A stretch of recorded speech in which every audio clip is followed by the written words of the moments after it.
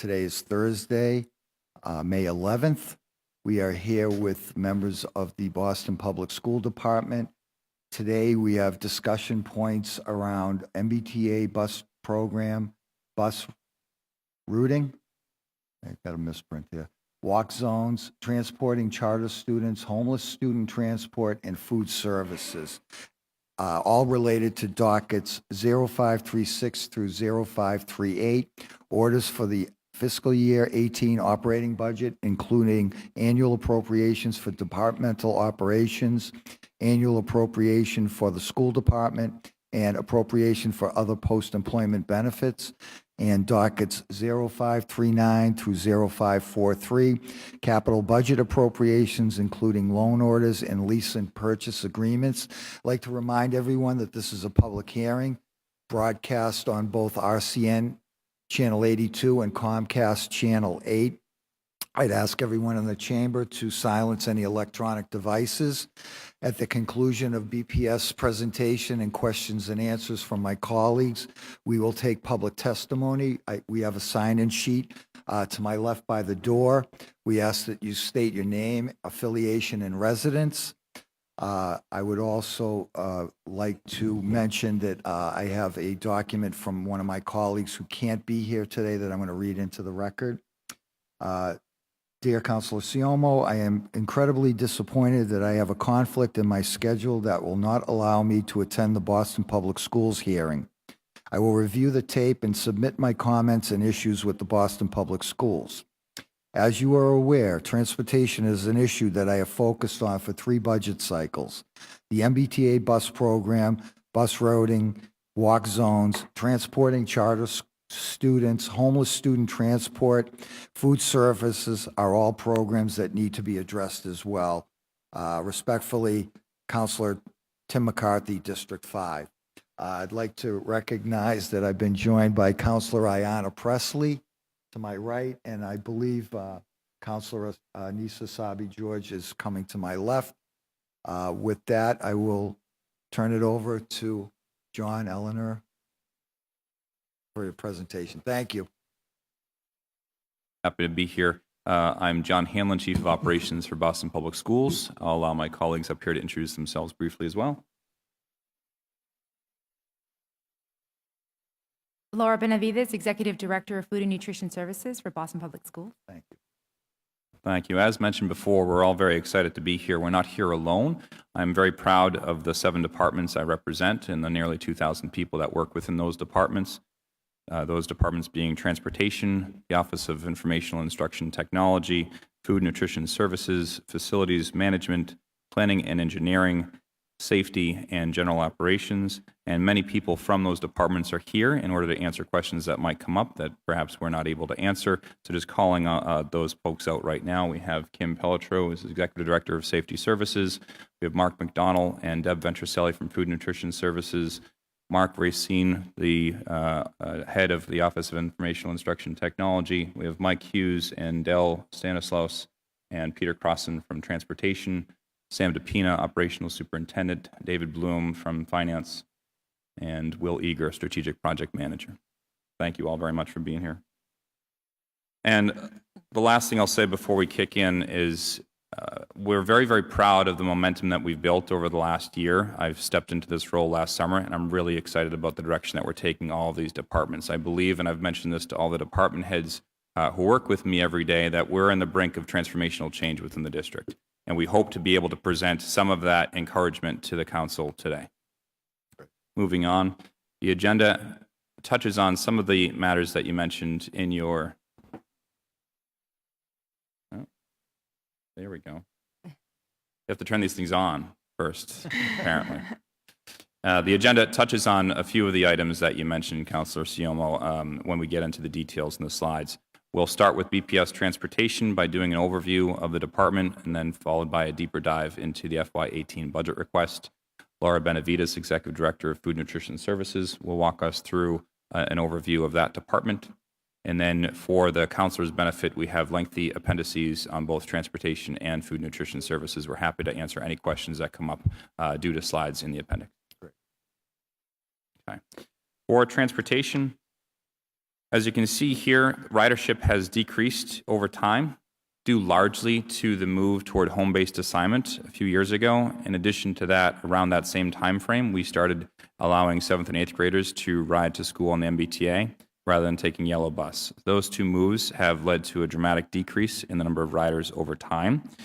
However, it's very important to note the overall growth that we've seen within the individual sectors of riders during that time.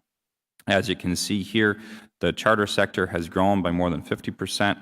The door-to-door population of Boston Public Schools, those are those students who receive door-to-door accommodations in their IEPs or 504 plans.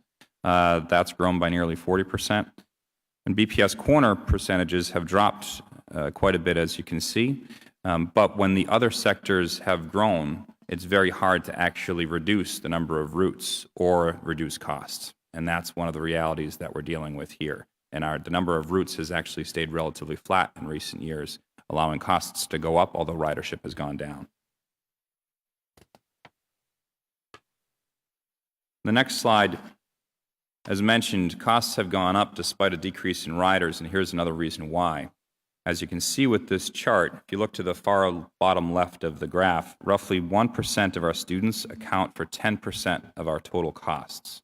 And roughly 11% of our students account for 50% of our costs. What this means is that we have some riders within our system who are simply more expensive than many others. And if you look to the next dotted line, you can see that about 33% of our students account for 80% of our costs, or conversely, 20% of our costs are made up by 2/3 of our students. So we can try to make change, and we can try to push for savings, and we're going to propose some initiatives in this presentation today that we think will be beneficial to us in our attempts to create savings for the district. But until we're able to make some bold decisions and bold moves that might allow us to address some of the more expensive issues that happen within transportation, we're operating on the margins, unfortunately. The last thing I'll say about this slide before moving forward is, as Eleanor Lawrence had mentioned during the budget overview hearing 2 weeks ago, the transportation line within Boston Public Schools absolutely represents the equity line.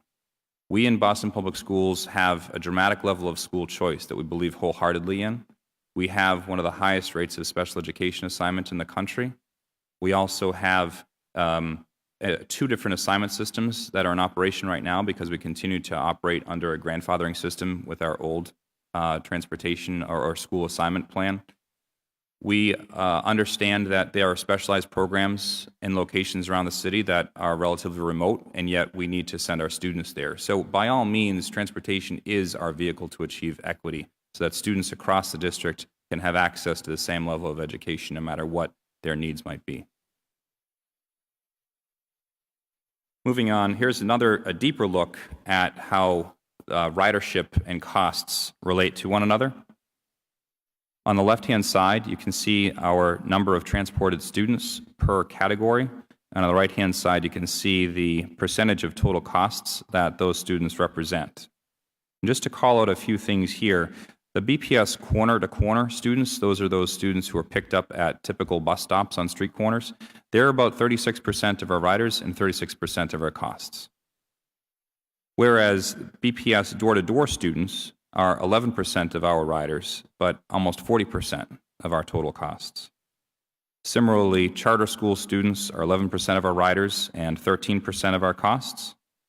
And private special education placements, it's almost a negligible amount of students, and yet it's actually 7% of our total costs, or more than $7 million.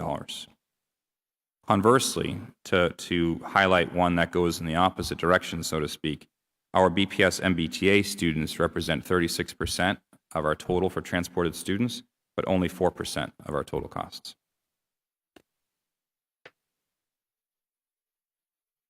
This next slide is the last slide in this thread, again showing how costs can go up despite a decrease in riders. And here you can see that the number of stops across the system has increased, especially among door-to-door students. Because routes drive cost, and routes are a function of stops, when you have an increase in stops, it's very hard to reduce the number of routes, which then means your costs go up, unfortunately. The last thing I'll say on this before moving into a deeper dive in the budget is I want to be very clear that although we talk openly in a hearing like this about the fact that we do have some riders that are maybe more expensive than others, we're very, very proud of our ability to accommodate all riders across the system, no matter whether they are door-to-door students within Boston Public Schools or they need a placement outside of the district, or they're charter school students or what have you. We're very happy to work with those families and those schools and those school communities. We're simply calling out the fact that these matters do have cost implications. Moving on. The next few slides will allow for a deeper dive into the FY18 budget requests with some historical data as well.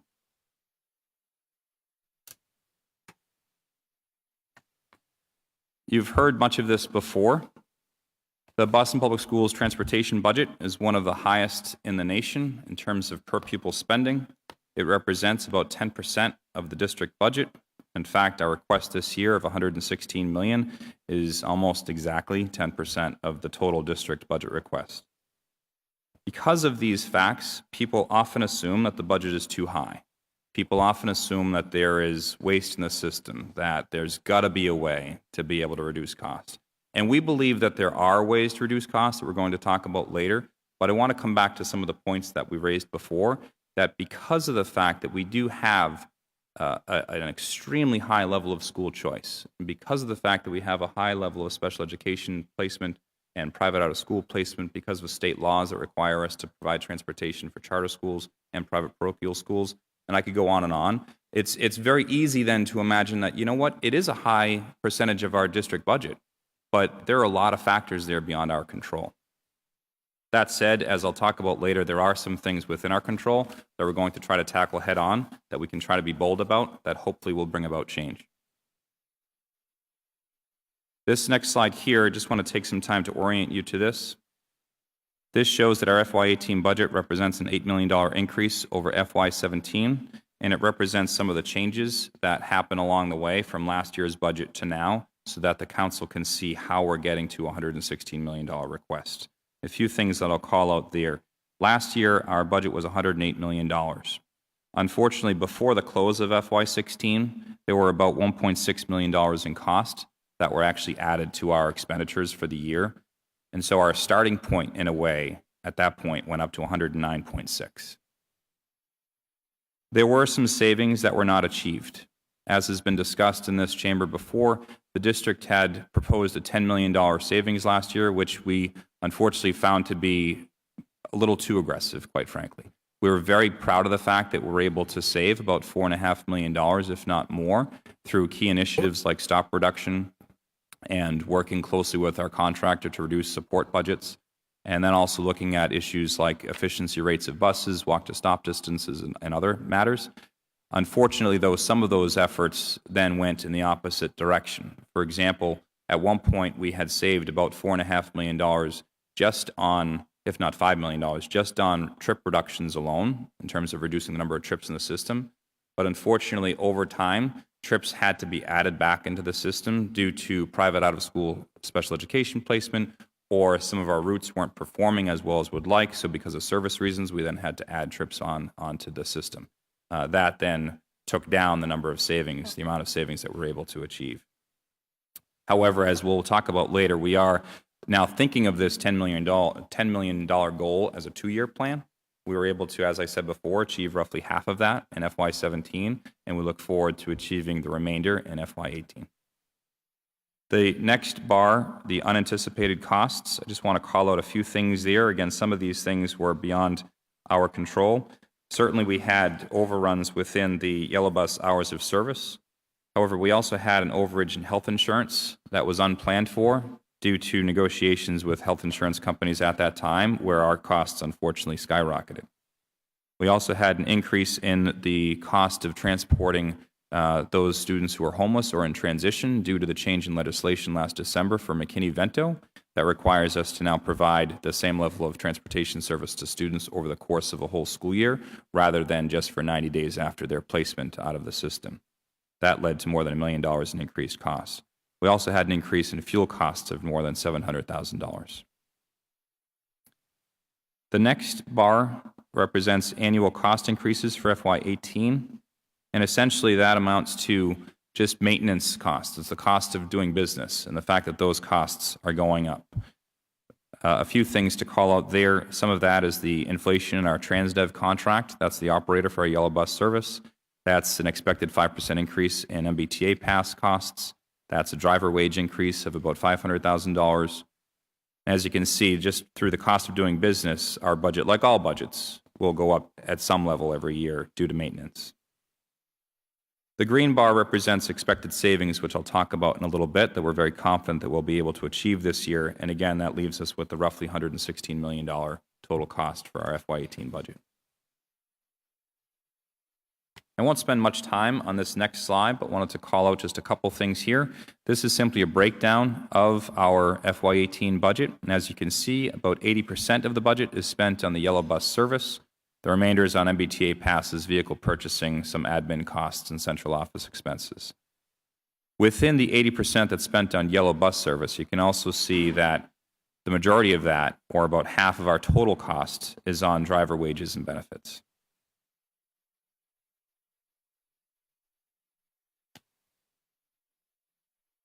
This next slide here outlines some of the key initiatives that we're working on right now that we're confident will yield savings for the district as we try to achieve our goal for cost reductions in FY18. And if you'd allow me, I'd like to spend a little bit of time on each one of these things to orient the council. As you can see, there's a large group of these oriented around improving system efficiencies. Going through those one by one, we're planning on being much smarter and much more comprehensive and strategic in how we attempt to reduce the number of routed students who never ride the bus. We actually just are in the process now of taking bus attendance in a way that the school district has not done in many years, so that we can begin to see just how large this problem of non-routed riders really is. From there, we'll be asking parents in the next few weeks to tell us very clearly whether they opt in or opt out of transportation, and then we'll go from there, again, in a way that we've never done before, to significantly reduce the number of students who are occupying seats on buses but not actually riding them. We'll also be working to reduce the number of bus stops by consolidating stops across the district where possible. This might lead to some students walking a little bit further to their bus stops, but by no means walking in dangerous areas or putting themselves at risk. The third is that we plan to share drop-offs and pickups more than we have in the past. In fact, there is one pilot scenario that we're looking at right now in East Boston where we'll be combining the buses for both the Otis and the Patrick J. Kennedy schools. That will allow us to save buses. We want to see how that goes this year. Sometimes that's called linking or clicking buses. We're looking forward to see the results of that. We know, quite frankly, that that scenario will not work in the vast majority of schools across the district, even those that are close to each other, but we do want to experiment with it wherever it is possible. We're working with the special education department, as we always do, in order to make sure that accommodations for door-to-door transport are consistently assigned and that we're increasing the number of options available for families in the IEP process. The nature of an IEP is to make sure that students are placed in the least restrictive environment possible as long as it accommodates their needs. And as of right now, those students who receive transportation accommodations through an IEP or a 504 can only be granted transportation through that accommodation that picks up at the door. We're working with the special education department to see if we can change that so that those students could get an accommodation that allows them to go to a corner bus stop. Again, that's least restrictive. And lastly, as has been mentioned in this chamber before, we're exploring how to best balance start times through the transportation challenge that I'll talk about in a second. The last two things I'll call out here is a very, I think, smart and tactical approach to cost sharing. We'll be partnering with local school districts to hopefully alleviate the cost of private out-of-district special education assignment. Those suburbs that also transport students to the same facilities that we do. We'll look to find ways to partner with those districts in a way to share costs and reduce costs for BPS. And lastly, as has been mentioned, we're in the process of our very exciting transportation challenge that we launched on April 1st. I can't share much of the early results of that right now as we're currently in the evaluation process, but we received extremely promising proposals from those who did participate in the challenge. I'm also very happy to say that earlier this morning, Will Eager from our team presented at Northeastern University as they have a class of graduate students who are tackling this problem head on. We're also working with Boston University as they'd like for it to become part of their curriculum as well. And again, some of the brain power that was brought to this challenge is second to none across the country, and we're excited to bring the results of that in the next few months to this chamber. Last slide on transportation is simply an update on students in transition or homeless and foster care students. Currently, we transport nearly 2,400 students in district under the McKinney-Vento Act. That's up from 253 in FY16. That dramatic increase led to the more than $1 million cost overrun that we had in that line item for transportation this past year. As has been mentioned before, students under this act are eligible for transportation if they are in non-permanent housing and they remain in our service for transportation throughout the current school year, which again is a longer duration of time than was granted to these students in the past. And the last thing I'll say here is, again, although there are cost implications for this, we are extremely proud to be able to offer this service, and we know that there are ways that we continue to improve this service to make sure that these students do not fall through the cracks and that we're serving them to the best of our ability. That's it for the presentation on transportation. I'd like to kick it over to Laura Benavides, Executive Director of Food and Nutrition Services. Thank you. Before I hand it back to you, I'd like to mention that we've been joined by District City Councilor Andrea Campbell and District City Councilor Tito Jackson. Thank you. Thank you. And thank you for the opportunity to represent 500 plus workforce for Boston Public Schools and over 56,000 students that we have the pleasure and opportunity to provide nutritious meals to them every single day. I'm Laura Benavides, the Executive Director of Food and Nutrition Services for BPS.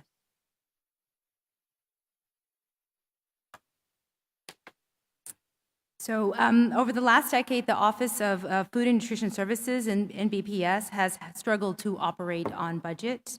We do have, and that comes with a lot of challenges of how to provide high quality food, local food, with high nutritional value within our budget of what we have for $1.43, and utilizing all that to making sure that we have the proper labor and equipment and facilities to meet that goal.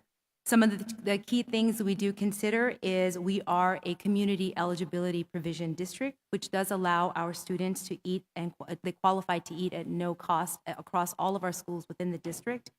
But however, it creates, there are inconsistencies with our participation. This program is a wonderful program, but it is a program we must apply for every 4 years. And currently we are in our 4th year, so our application's in review right now with DESE. And of course, some of the other things to take into consideration is our facilities. 75% of our facilities don't have real kitchens. They just have heating ovens and probably refrigeration and freezers. So these kitchens receive frozen food from a vendor and require reheating food in plastic wrap. Currently, right now, there is no allocation for capital expenditures within our budget, though Build BPS provides hope for future facility upgrades for us. Our goal is to always be self-sustaining, and because we are based on federal reimbursements and not to use general fund. And our revenue and shortfalls in the past are covered, and our cost overruns have been covered by BPS General Fund for the last decade for things that we haven't been able to meet our break even. So again, I can't stress enough how it is an overall challenge to providing high quality food that our children want and are appealing to them, all within budget for our students here in Boston. I am proud that Boston recognizes that nutrition and food services play an important role in our students' day. Our children spend probably more than half of their waking time in schools, and in that time frame they consume 30 to 50% of their calories and their food intake in our schools. So it's a wonderful opportunity for me and my team to create that healthy, welcoming environment for them. And using that as a driver and that as an idea for us is that how we developed our 4 goals to focus on for this year. Number 1, to be fiscally sustainable. Number 2, to decrease waste. Number 3, to increase the use of technology. And number 4, above all, to build our culture within Boston Public Schools and then within our community, with our parents, with our students. To be fiscally sustainable, it does come down to increasing meal participation.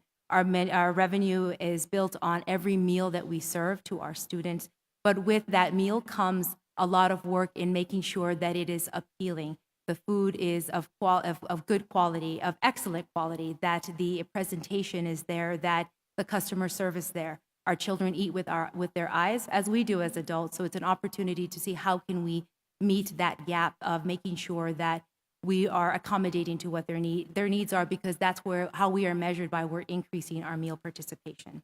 And in our most recent, for our projection for this year, we're showing a net loss of $171,000, which is better than we have done in about 13 years.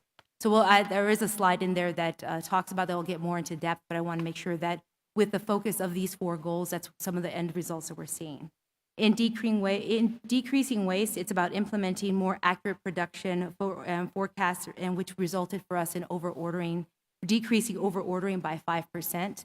So when we are working with our team and looking at what we can possibly do within our current environment, how can we work with within our staff to making sure that we're ordering accurately so that we're not wasting the food. But then also part of that also is about focusing on the food that we're serving to our children so it is appealing and it's not going into the trash cans.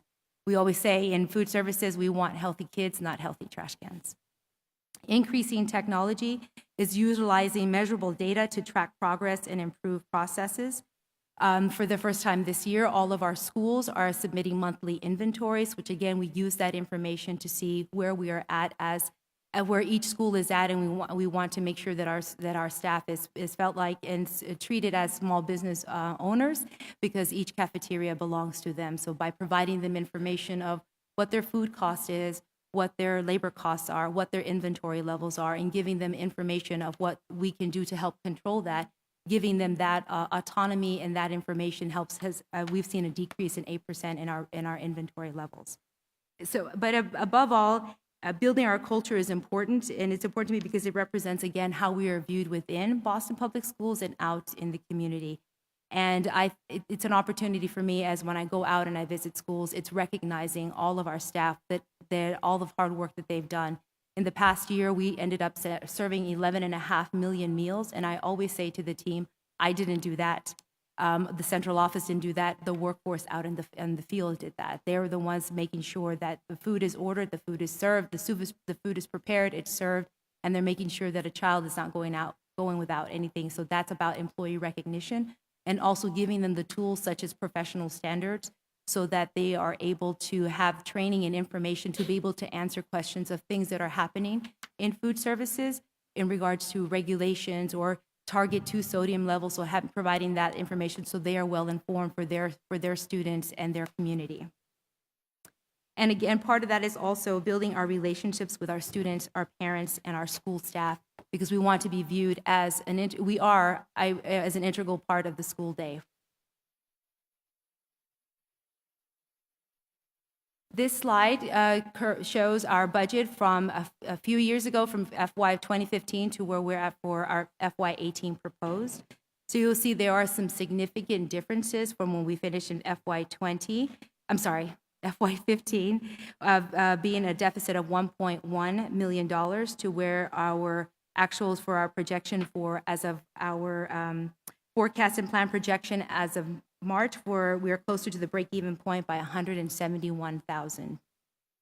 And then and showing our variances, and our proposed budget is to be a break-even program for FY 18.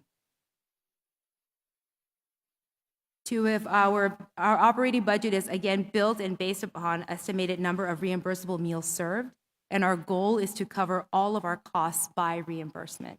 So for every meal that we serve, every breakfast, every lunch, every after school, every summer, every meal is accounted for, and therefore we want to make sure that it is an appealing, high quality meal so that it makes sure our children are coming in to participate. Our expenditures for the program our 2 largest ones are food costs, where we've projected for FY 18, 53% of our revenue at about $18.3 million. Our labor costs are projected at 39% of our revenue, salary and wages at $11.2 million, and benefits at $2.8 million.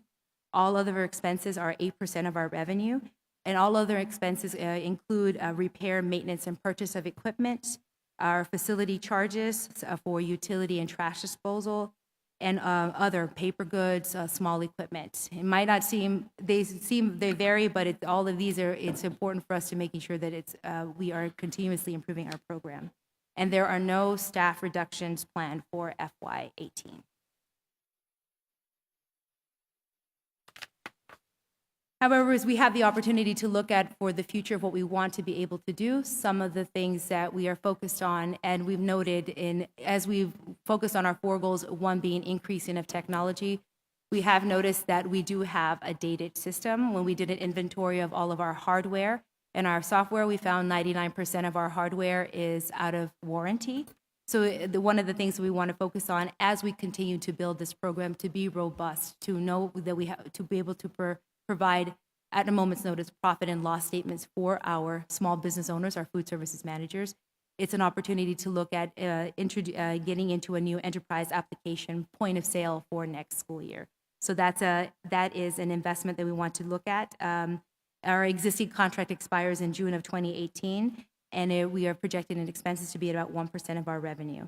And the return of the investment is to, again, improve accountability in all the meals that we've served, to lower our food costs and inventory carryover, because again, it's giving information to our staff at a moment's notice on how to make better decisions, improve our processes with information.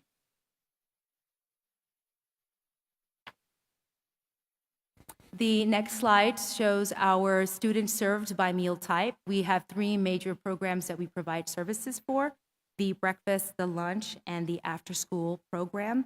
We've remained pretty steady within the last 3 years. Even our projection for FY17, we're well on our way to serve 11.5 million meals, or even a little bit more this year. So within that, as we're looking and we build and continue to work on our budget, it's working within our restrictions of what we do have to making sure that our budget, our meal participation, which is our driver for our budget, that we're continuing to focus on what we can continue to do about our meals and the meals served, so that it is enticing to our children to participate. The next slide shows our participation compared to the national average. National average for breakfast is at 25%, so on average, I think we are above that, as well as our national average for lunch is at 60.5%, and altogether for our for lunch for all of our groups is over 62%. And we've also broke it down by different categories. You will see dips in the high school category, the 9th to 12th grade. That is the norm. They usually aren't as high in participation as the rest of the groups.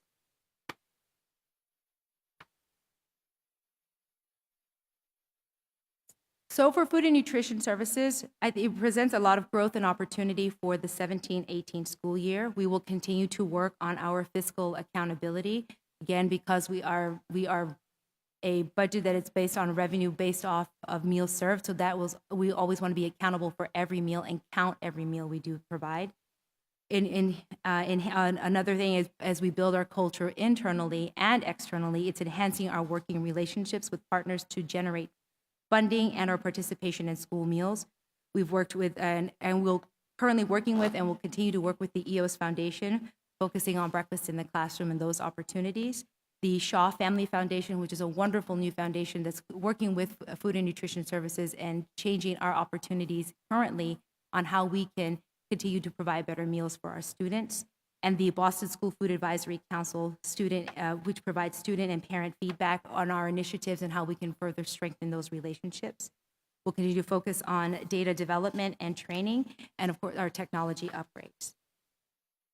So as I talked a little bit about building our relationships and how we can do now, I want to talk a little bit about a project that we are focused on to start in this school year, which we call the Hub and Spoke Project.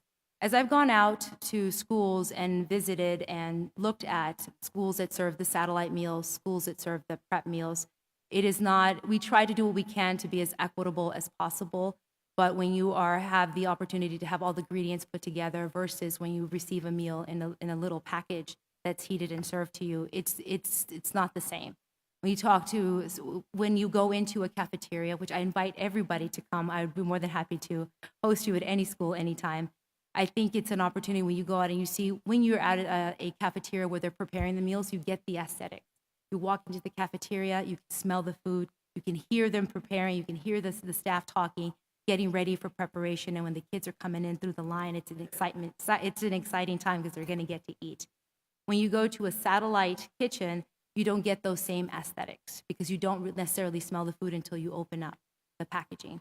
So in focusing on that and going out and talking to our staff, I worked with one of our field coordinators, and I'd gone out to a school, and she said, I've always thought about what if we had an opportunity to maybe move some of the meals that are prepared at a prep site, and maybe see how we can get them to a satellite just to try it out. And I said, well, that sounds like an idea. What can we possibly do? How do we expand that? So in came the hub and spoke project. So we will take a highly efficient, a fully prepped kitchen to make more meals of the same type of the menu item that we do have and transport them to schools that currently receive satellite meals. And it's a pilot process that we're trying to work with, and with the Shaw Family Foundation, who's been very helpful in helping us move this process. It's an opportunity to think about focusing on our 4 goals: increasing participation to be fiscally sustainable, decreasing waste so that we are looking at how much food is prepared, and so making sure that the children are enjoying the program and they're actually eating it versus throwing it away. Increasing our technology. How can we look at looking at our current 20th century buildings and trying to put in a 21st century idea program into them? And then above all, building our culture. How can we change the perception of the school meal program at these schools that receive these meals versus those that are receiving the meals that are prepped and prepared for them? And we will pilot this program in East Boston this spring, and we hope to target other communities for where it's operationally and financially viable. So it's a wonderful idea. We want to move forward. And then the last slide will show you the actual visual of the Hub and Spoke project, which is the hub will be the East Boston High School. The spokes will be the P.J. Kennedy, the East Boston Early Education Center, and the Bradley. And you'll see here that this is not staged. These are the actual meals. The one on top is the current vended meal. It's a buffalo chicken salad. And then the one on the bottom is actually the salad that they make at the prep site, same recipe. So again, it's an opportunity. As you already can see, it's visually different. I think it's an opportunity to create equity for our students, but also to change their school meal experience, which is what my goal is to do for Boston Public Schools. Thank you. We've been joined by District City Councilor Josh Zakum. Let me first start off with the transportation. And what part of the entire budget is is special ed related? And you got into the breakdowns of, what kind of students cost more, I guess, is the way to put it. But so what part of that budget is the sped portion that is mandated door to door, let's say? In terms of the mandated door to door, I don't know if I have that right now. Someone on our team might be able to pull it up. But what we found that even though about 20% of the students in Boston Public Schools are assigned to special education, their total cost for yellow bus service is about equivalent, if not slightly higher, than the cost for yellow bus service for the remaining 80% that are general education who are on yellow bus service. I believe it's about $36 million and $37 million for gen ed to special ed, respectively. That sound right to you? Yep, I can pull up the exact numbers. I think we're at about 44%. 44%? Mm-hmm. I pulled up the exact numbers. Of the 115. I'll get the exact numbers while we're Okay. talking. Okay. And, you explained, I think, basically the logistical problems of less students, more routes, and how are we addressing that going forward? I mean, I'm tracking, and again, just my own neighborhood, the enrollment has gone up in the younger grades from 50% to 85, 90%. I would think that those early grades still require transportation. Yes. Are we going to see over time from the assignment program that the enrollments, at least again in my neighborhood, I track the enrollments going up? Are we seeing any reduction in actual transports of kids from within the neighborhood going to, say, the Winship, the Gardner, the Jackson Man? I think we're, cetera. sorry. Yeah. I think we're starting to see some gradual change as it relates to home-based assignment, but it's extremely slow. Part of that is because of the way that we'll be grandfathering students for the next several years and grandfathering their siblings, quite frankly. And what happens is we are seeing some change, but the change isn't reflected as much in the transportation system as much as it's reflected in the enrollment system. And that's because you need to take critical numbers of students out of those faraway neighborhoods who are going to faraway schools before you see much change in transportation costs. Right. In other words, if you have a student from East Boston attending the Winship, for example, due to the previous assignment system, that student will continue to go to that school.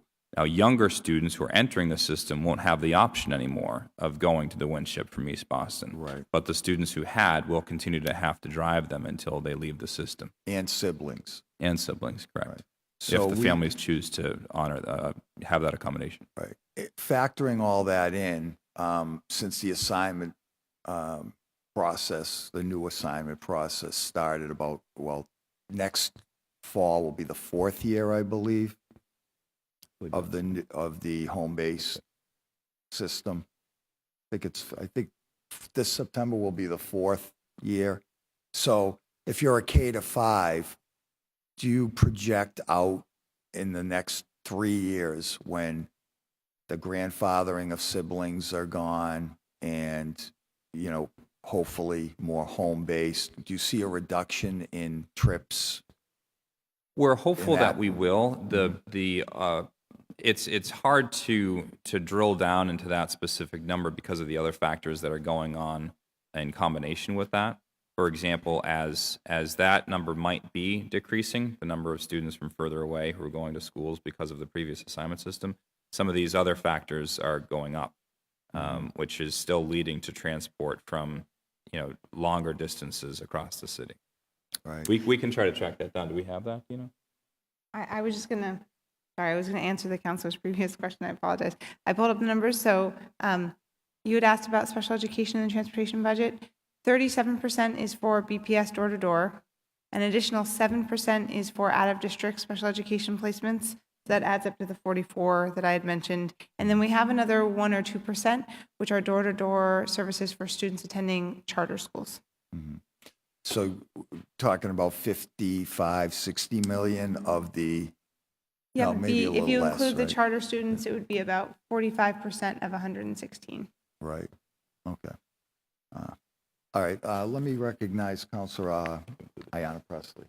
Well, thank you, Mr. Chairman, and thank you all for being here. And several of my questions in the transportation space have been asked and answered, and I do have a longstanding conflict, so I'm going to focus the balance of my questions on food services and just say welcome and thank you. I've so enjoyed your partnership. And when you were with another school district, we won't name them, we were coveting that they had you, and so I'm pleased that we were successful in poaching you here for our school district and have enjoyed our partnership. I also want to acknowledge that when Superintendent Chang was hired, and we had a meeting about sort of priorities and things that I was concerned about, the first thing I named was the quality of school food, and he went that day and ate the food and said, we can do better. And so I appreciate that acknowledgement and his leadership in reorganizing the cabinet as such that you are now on par with other cabinet level positions, as well you should be, because nutrition and health and wellness and supporting our students in their cognitive development and making sure that when they cross that threshold that they are ready to learn. We know a hungry child struggles to learn, and a child that is fed but poorly nourished also struggles to learn. So, and then finally, before I get into a couple of questions, I just wanted to say what a joy it was to be with you at Madison Park High School for the Healthy Schools Cooking Up Change Culinary Arts Challenge.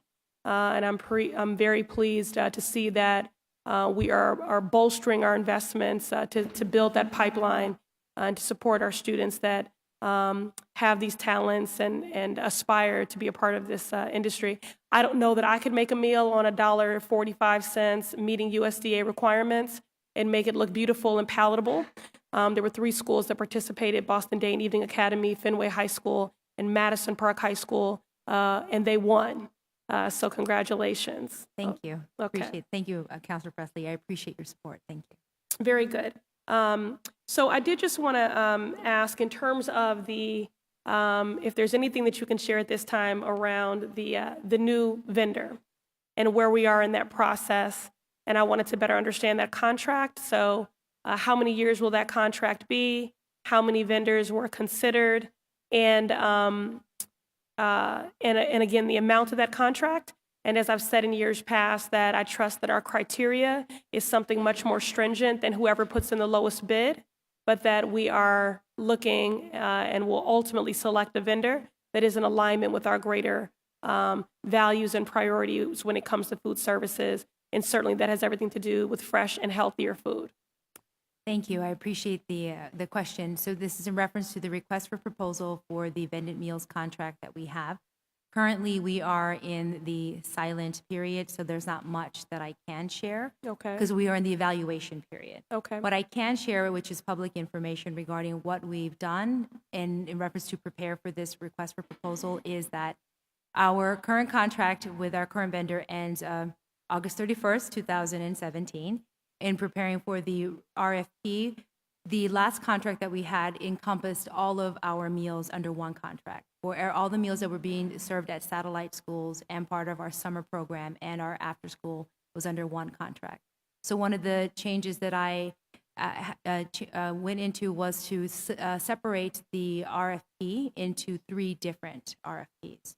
Number one is to have one for breakfast and lunch. Secondly, to have another for the child and adult care feeding food program, which is the after-school program. Both of those were released in January of this year. And the third is the summer food program, which will be released in fall of 2017.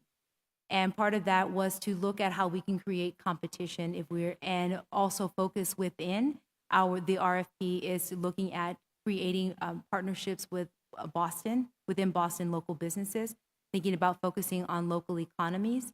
And also one of the key things regarding this new RFP is having student evaluation be a criteria, an important criteria of how the vendor will be chosen for the next And I know it's contract. challenging because, and I do want to say also, since you joined, that we have seen a strengthened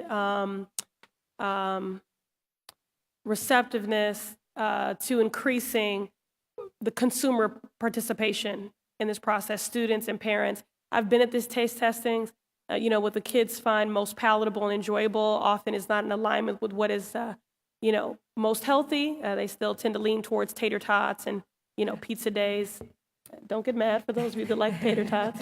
So I know it is a challenge. But I thank you for, empowering more student and parental voice. Okay. Just a couple of, thank you for unpacking that around the contract, and I'll move quickly here. The other thing I just want to talk to you about that I hear a lot about is that the meal times are, there's not enough time, 20 minutes, very long lines. So what can be done around the efficiency with which students are moving through the line and also having enough time to actually eat? That is a great question and always a concern as even as we're trying to work through that. For some locations, 20 minutes, 25 minutes, 30 minutes. From a food services perspective, we work within the time allotted to us to make everything as efficient as possible. Part of that is looking and analyzing the lines and the way that they're laid out so that we can be more efficient as the students are coming through. And then also working with their administration to see if we can, the opportunity to open up different points of service so that we, within that environment that we do have, that we can create more time for the children to, when they get their meals, so they can be able to sit down. Okay. So is there not, you said 20, 25, 30, so is there not a standard allocated time for meals for every school? As far as I know, no. From the meal times that I have, it can vary depending on the school site, depending on also the scheduling that the school has on hand. Meaning for some schools in elementary, you see it's a rolling time frame because they'll set the first graders will come, then third graders and fifth graders, and then go back to kindergarten. So it depends. I can get you that information if you're looking at. I just want us to continue to keep a close look on it because I hear from students directly and from parents. we want the kids to eat again, so it's challenging when they don't have enough time to do that. We don't want them to be rushed. Yes? Yeah, I was just going to add that we grant many of our school leaders an awful lot of autonomies in areas like scheduling, and this is one of those areas where they exercise some of that autonomy. I see. Within certain grade bands, you may have less ability to move around your schedules because of compulsory minutes that those grade configurations require. For instance, Okay. high school might be a little bit more limited to go more than 20 minutes for a lunch period, whereas other schools and school leaders who might have longer days or innovation school status or other things that grant them autonomy over school schedules will allow them to extend 20 to 25 or something along those lines. Okay. And on the facility side, because again, we want to get to a point where, this never is outsourced, sort of airplane food, if you will. And I know we've been making great strides in that regard. But just to get to the facilities point, I mean, do you think it is possible that at any point we might be able to have, in thinking about local economies and, locally sourced goods and certainly just, again, strengthening our economy, is farm to school something that we could ever seriously pursue? Always. And Okay. actually, we just submitted a grant for a request for a grant to be able to focus on having a project manager that's going to help us do exactly that, to utilize and work with urban farms that are here to bring more produce into more local and fresh produce into Boston Public Schools. And then I think the larger issue here is we don't want these things to happen in pockets and be arbitrary. We want it to be equitably accessible. So in terms of the master plan, just in your expert opinion, what would you recommend? A return to one master, sort of a rather central kitchen? Because, right now you spoke to the challenges and the different experiences for those that have satellite kitchens and those that do not. Do you like this idea of sort of a more localized within certain districts within districts that would have their own facility, which would allow us to strengthen local economies at the same time? What is the utopian vision, and what are we doing to get there? These are some great questions. I think for me personally, in thinking about it, it's what do we want as a city, and what we want our food to be, how we want our food represented for our students. When we're looking at when we do small projects like the Hub and Spoke, it's an opportunity to see if that could work, if that's possible. The other idea behind maybe even coming back to having a central kitchen facility, my thought for me would be, what would be the end result? I think it would be wonderful that we're having a facility in-house that's, it's by Boston for Boston students. But the end result, if it's still another packaged item that's going back into a school, we've just changed the location of where the food, but we would have more control of where the food is coming from. Okay. And I think part of this is having pilots to test out what would possibly work and see how the students are accepting of this new type of meal, of a new process. Because these students in these satellite schools, it's all they've actually known. And are you going to seen. pilot that in East Boston? Yes. Okay. Yes. So my other, and just a question, and then I'll end here, is what are we doing to support those in food services around their own professional development? Because I have heard from a lot of folks, since we have outsourced so much of the food, I mean, they're doing sometimes very minimal just food prep, but how are we sharpening their skills and their professional development so that we can get to a place where more meals are being prepared on site? That's great, and we introduced professional standards this past year, which is focusing on training for all levels of all of our employees on knowing about the school meal program, and for more focusing on more hands-on. Part of the pilot with the Hub and Spoke is actually getting them into doing more culinary training, because it does change what they're currently doing. It is a vast difference from heating and serving meals to Yes. actually preparing and thinking about And presentation. they serve it with love. So I do Oh, want to acknowledge absolutely. that. Shout out to all our food service workers. But Absolutely. appreciate the question on the answer on the professional standards. And then finally, could you tell me, do you endorse breakfast in the classroom? I continue to receive conflicting feedback. I'm interested in what our educator at the table has to say about that. Some people find it disruptive to learning. Some people find the kids are more focused. I know our beloved custodians find some challenges with this food being in the classroom. So could you just speak to that? Sure. So I can speak from my history. The last school district that I was at, I was the project manager and lead for breakfast in the classroom. I implemented it in the second largest school district in the country at over 630 schools within a 3-year period. And it was an opportunity to focus on looking at not only generating revenue for the program, but also we're feeding kids. At that last district, 29% of my students were coming in to eat breakfast, even though it was free. We offered it free to everybody.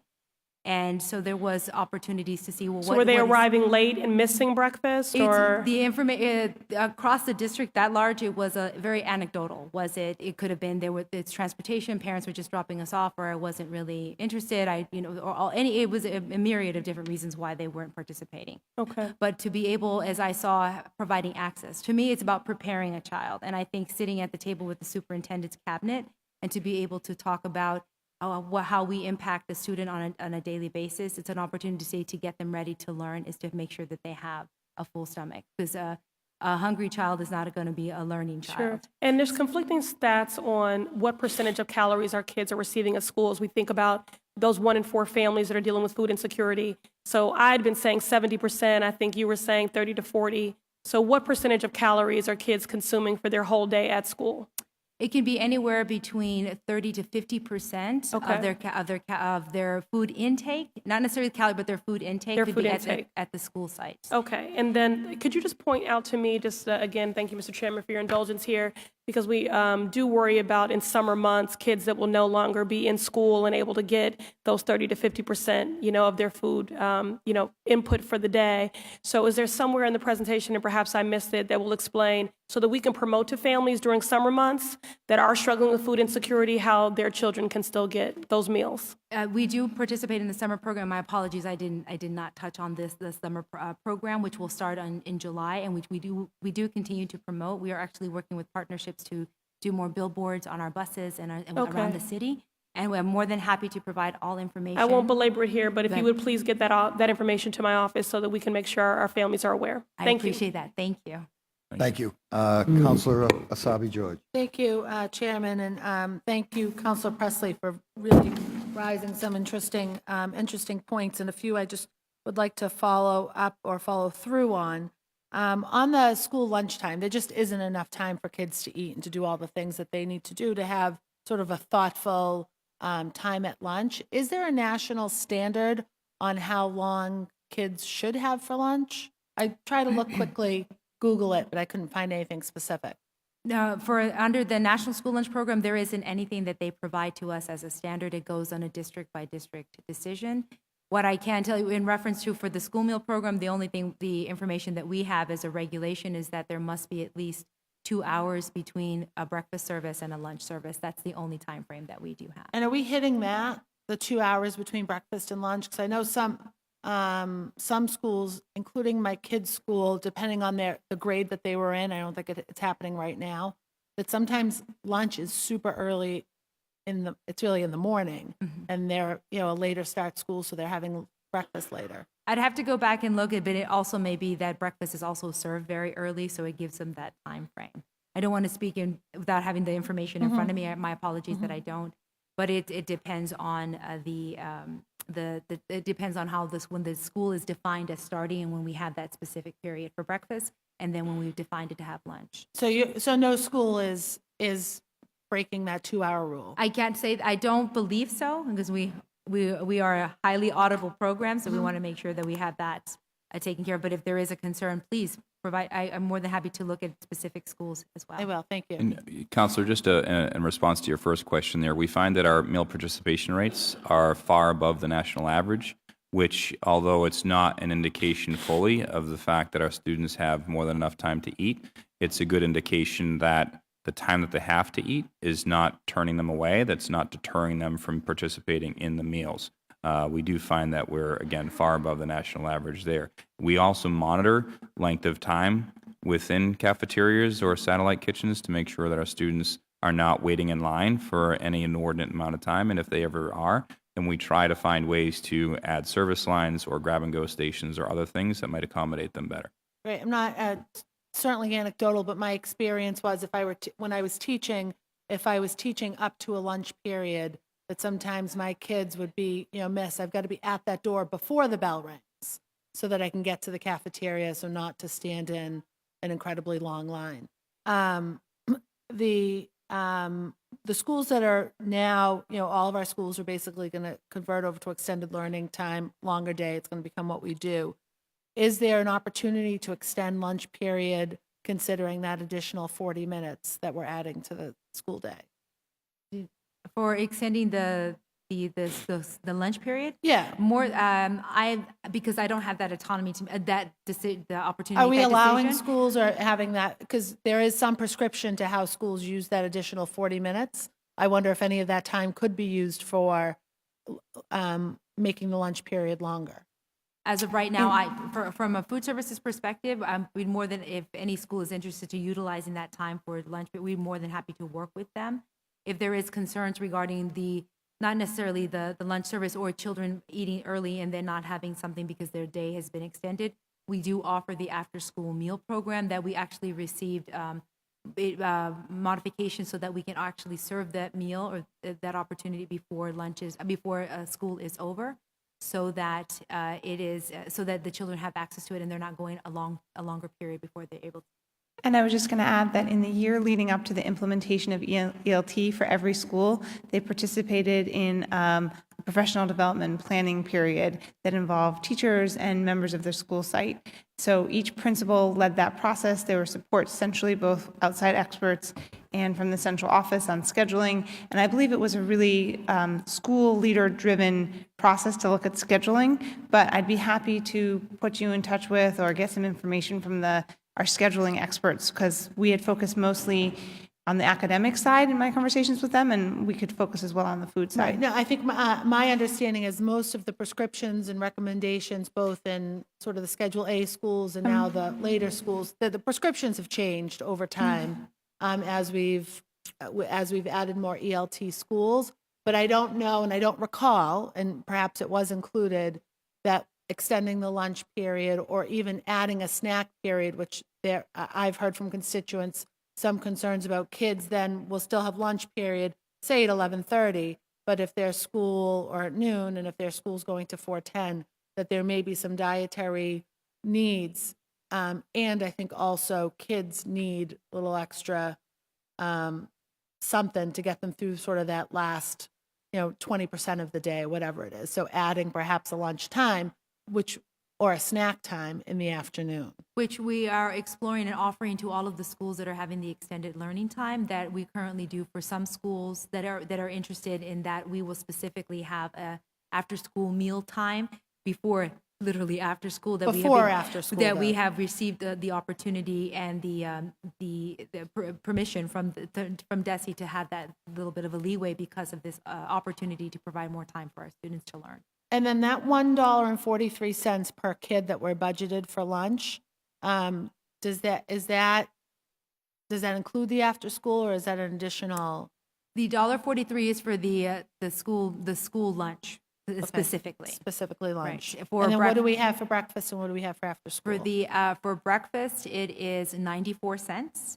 And for the after school, currently right now what we have budgeted is $2.52. Why is it so much higher for after school? Our after school our after school meal is part of the vended meal contract, and that is our price point that we pay. Is that because it includes, is it dinner or is it a snack? It is the after school meal, so it is like an after school supper is what they call it.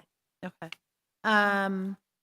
I think that I'll save the rest of my questions for the next round. Thank you. And Counselor, just one thing to add on to that. We made a decision to allow that to be an after-school meal rather than an after-school snack because of some of the food insecurity issues Right. that Counselor Presley had brought up before, to make sure that we're giving those students participating in that program more nourishment before they go home for the day. I think that's excellent. Actually, I do have one more question, and I think I'll be done with food.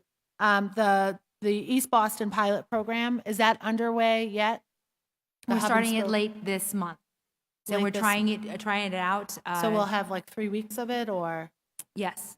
Okay, and then on the map of East Boston, first of all, I worked at East Boston High, the kitchen there, and the lunch ladies and men, but the cafeteria service providers, food service providers are excellent. Have always done an incredible job preparing food for the kids and for the faculty. especially around the holidays. They do quite the Thanksgiving. Jenny Hall is the manager. Jenny does a great She is job. She's amazing. great. She's a She's graduate great. of East And- Boston High School She as well. is. And she also has a walking club because we have a suspended track in the cafeteria for both the food service workers and any staff and any kids that maybe want to do loops. So, and they've got healthy competitions going on with that exercise. Anyway, what does the blue and purple dots mean on your slide number 14? So I see the stars, the spokes, that's the food service, the programs we're going to feed or prepare food for. What do the other codes mean? Oh, that's our own code. So the blue dots represent the other satellite schools in East Boston, and the purple are the other two prep sites in Okay. East Boston. So for us, it was when we were looking at focusing on the hub and spoke, it's really analyzing the locations of the schools, thinking about parking and transportation and, getting the food to one location, but then also thinking about the capacity and of the schools in that. So it was more of a visual for food services. So are you going to need 3 transportation vehicles for food? Because I'm just thinking, why isn't the Guile and the Bradley part of this program? Oh, because they're a prep site. Anyway, No, the Guile is a satellite site as well, but part of it, as Laura was just stating, is due to the capacity within the school or the ability facilities-wise to do enough within that satellite site to convert it to a receiving kitchen, Okay. which would be the term that we'd be using for those satellite sites. Not every satellite site could be actually turned into a receiving kitchen. all right, very good. Thank you. Thank you. Counselor Campbell.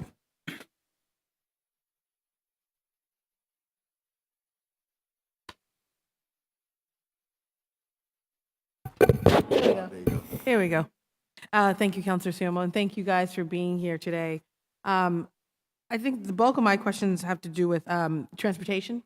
So just a quick overview of what's the total number of buses in our fleet, total number of bus drivers? So, and if you allow me just for 1 second, Councillor Campbell, pardon me. But Councillor Siamo, back to the questions you were asking before. Appendix B in the deck has a listing of all of our expenses by category of rider, and you'll see in there some of the numbers that Ms. Lorenz was spelling out before. That adds up to about $48 million in cost for special education students, or about 44% of our budget. You can also see there that about $24 million of our costs are for students outside of Boston Public Schools. Great, thank you, John. Pardon me, Councillor Campbell. The number of buses is 642, actually about 740, and on the road, 740? about that. Okay. On the road right now, we have about 648. We always have a decent buffer between those that are on the road and those that aren't, because we need standby buses in the case that we have field trips or athletic events or other things that the normal bus service can't provide. We also have, on any given day, a large number of buses in the shop for repair or routine maintenance. The number of bus drivers as a whole, pardon me, I don't have that right now, but I can ask someone from my team to bring That would be that to me, great. and I can get that back to you. And this Appendix B, thank you. This is actually a very helpful chart. The $24 million that are spent on the non-BPS students, so out of district special ed, parochial school, private schools. Can you walk me through what are some of the arrangements that have been made from BPS to these students that require us to pay these costs? So I understand, for example, some students are on IEPs who go out of district. Homeless students, for example, were required to pay those. I get that. Just curious around some of the other parochial private school costs. Well, I don't want to oversimplify the answer, but for the most part, the parochial, private school, and charter sectors come down to state law requirements, where we're required to provide the same level of service for them that we're required to provide for Boston Public School students. And so, for example, we have a couple private schools in the system where the tuitions are actually fairly high, but we provide service for the transportation for those students due to that law. We also have, obviously numbers of students, as you can see on the chart, in parochial and charter that we provide that too. In terms of other accommodations that we might need to make beyond that, we also provide the out-of-district special education placements. That's a little bit more of an involved process because that involves communications with the family to make sure that they're at the placement that best serves the needs that that child might have. There's then many conversations with the schools themselves, no matter where they're located, to make sure that they understand that we're going to be the ones providing the transportation for that family. And we work hand in hand with the special education department and sometimes the law department as well within Boston Public Right. Schools to make sure that we're honoring those transportation accommodations. So I get, so the out of district special education, I understand those requirements, so that, IDEA and state obligations, charter schools as well, I understand those. Less so the parochial and private schools. So for example, the private schools corner bus, those 117 students. Could you peel that apart? What law requires that, or what's the scenario here why we cover those costs, I guess? To my knowledge, it's the same state law that governs the private and parochial sectors. It's a separate state law from that which governs the charter sector, Right. if I remember correctly, but there is a state law that requires us to provide that service. We've actually initiated conversations with those two schools. They're not a large number of students, and it is an expensive per pupil cost, so we're seeing if we can partner with them on lower cost solutions. Those parochial and private schools are just two schools? Just to the What private, schools? just the Private. private. So the private school corner bus line is two schools. What schools are those? They are the Advent School and the Park Street School. Park Street and Advent. And then the parochial schools, are those a longer list of schools? Yes. Yes. Okay.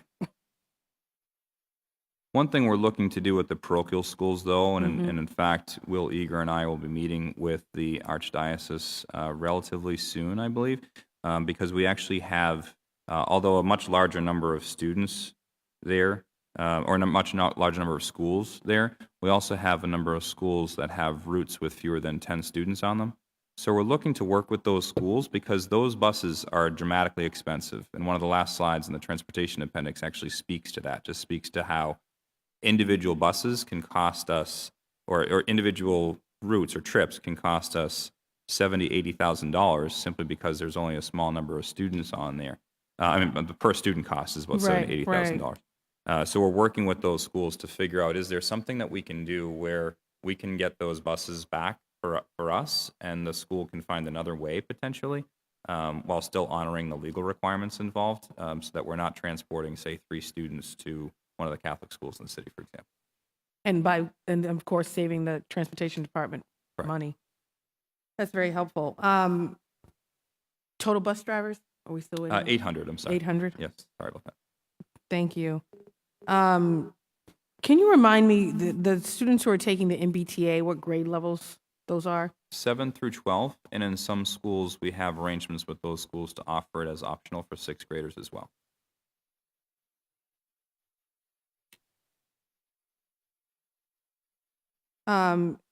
And going back to the cost saving measure from FY17, so that $10 million, where did those sort of cuts, or where were those savings, where did they come from?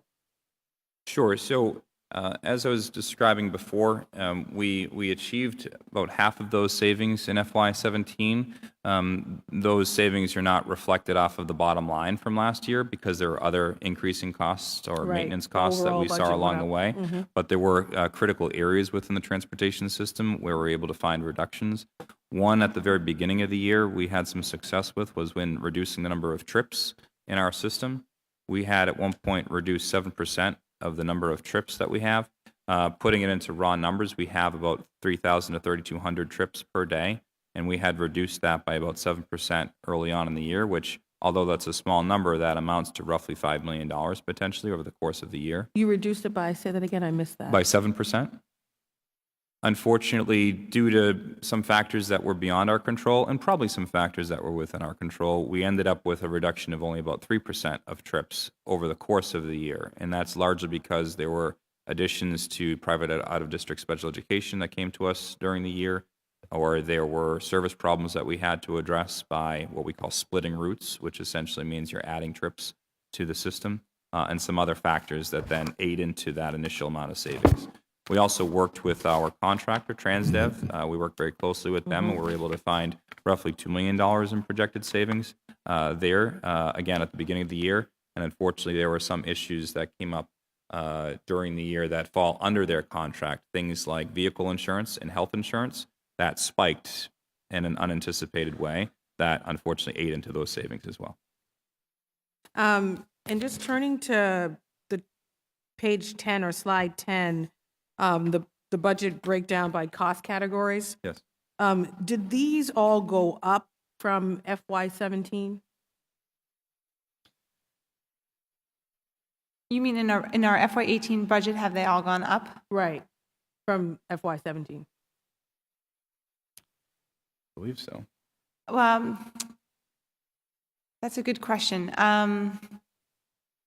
Yes, I believe so. We can get back to you with that detail. That But would be the quick great. answer is yes, roughly. It would be good to see, you know, if it's drivers' benefits, we're just talking about that peak in healthcare, right? The cost of that, what it was in FY17, what it was in FY18. I imagine all of this went up because overall it went up, but who knows? It could have been one category going up and another declining. Yeah, I can tell you, you know, for example, due to our collective bargaining agreement, drivers' wages will increase in FY18 about $500,000.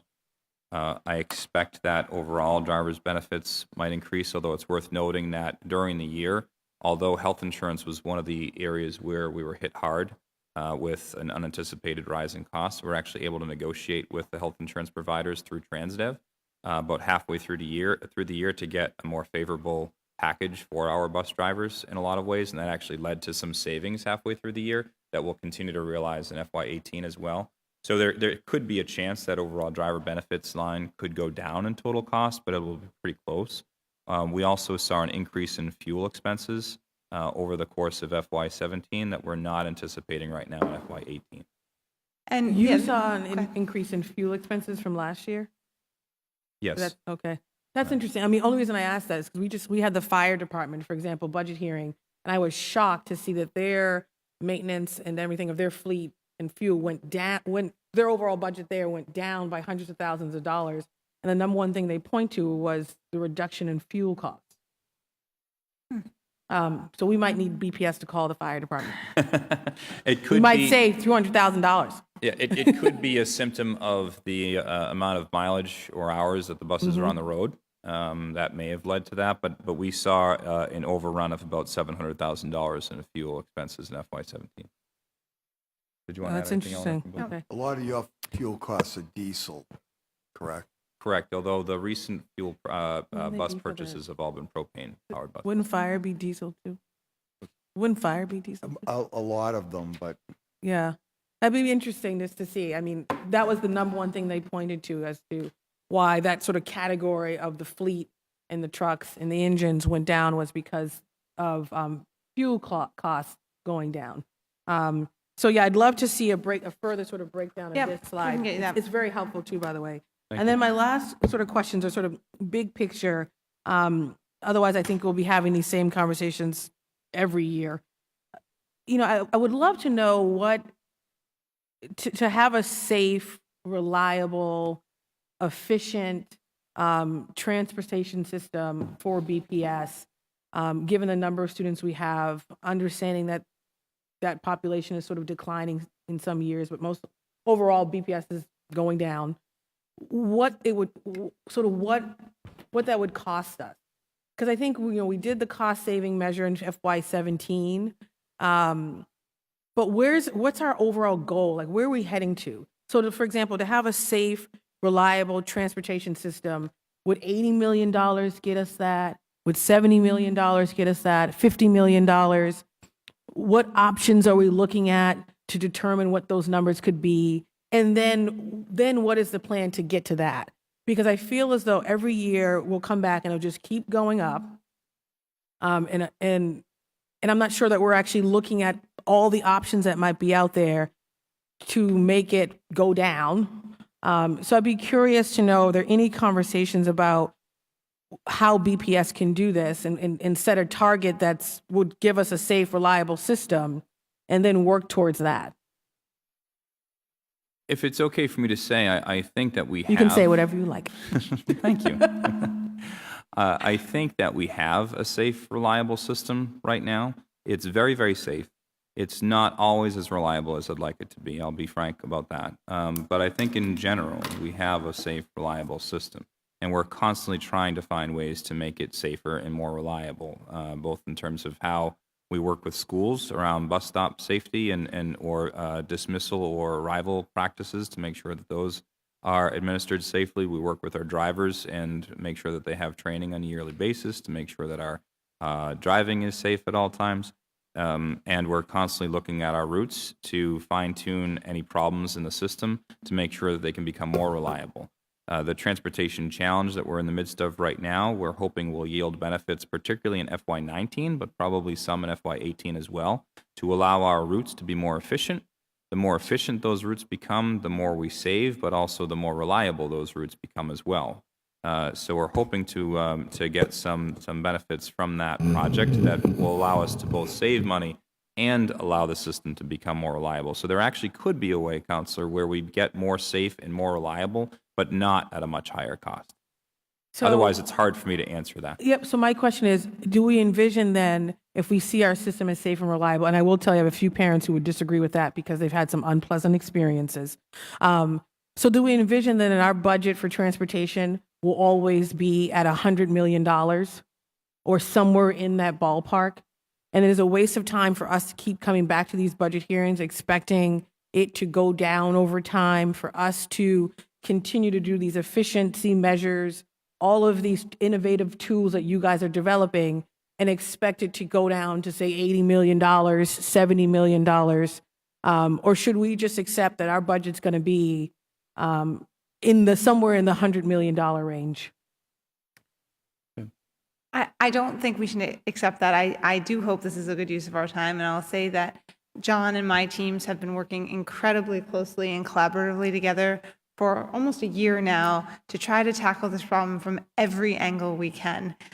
We are bringing in data scientists and national experts from MIT. We're looking at issues that are classic computer science challenges and bringing in the best and brightest minds from academia and private industry, trying to figure out how can we offer the service we offer today at a much, much lower cost.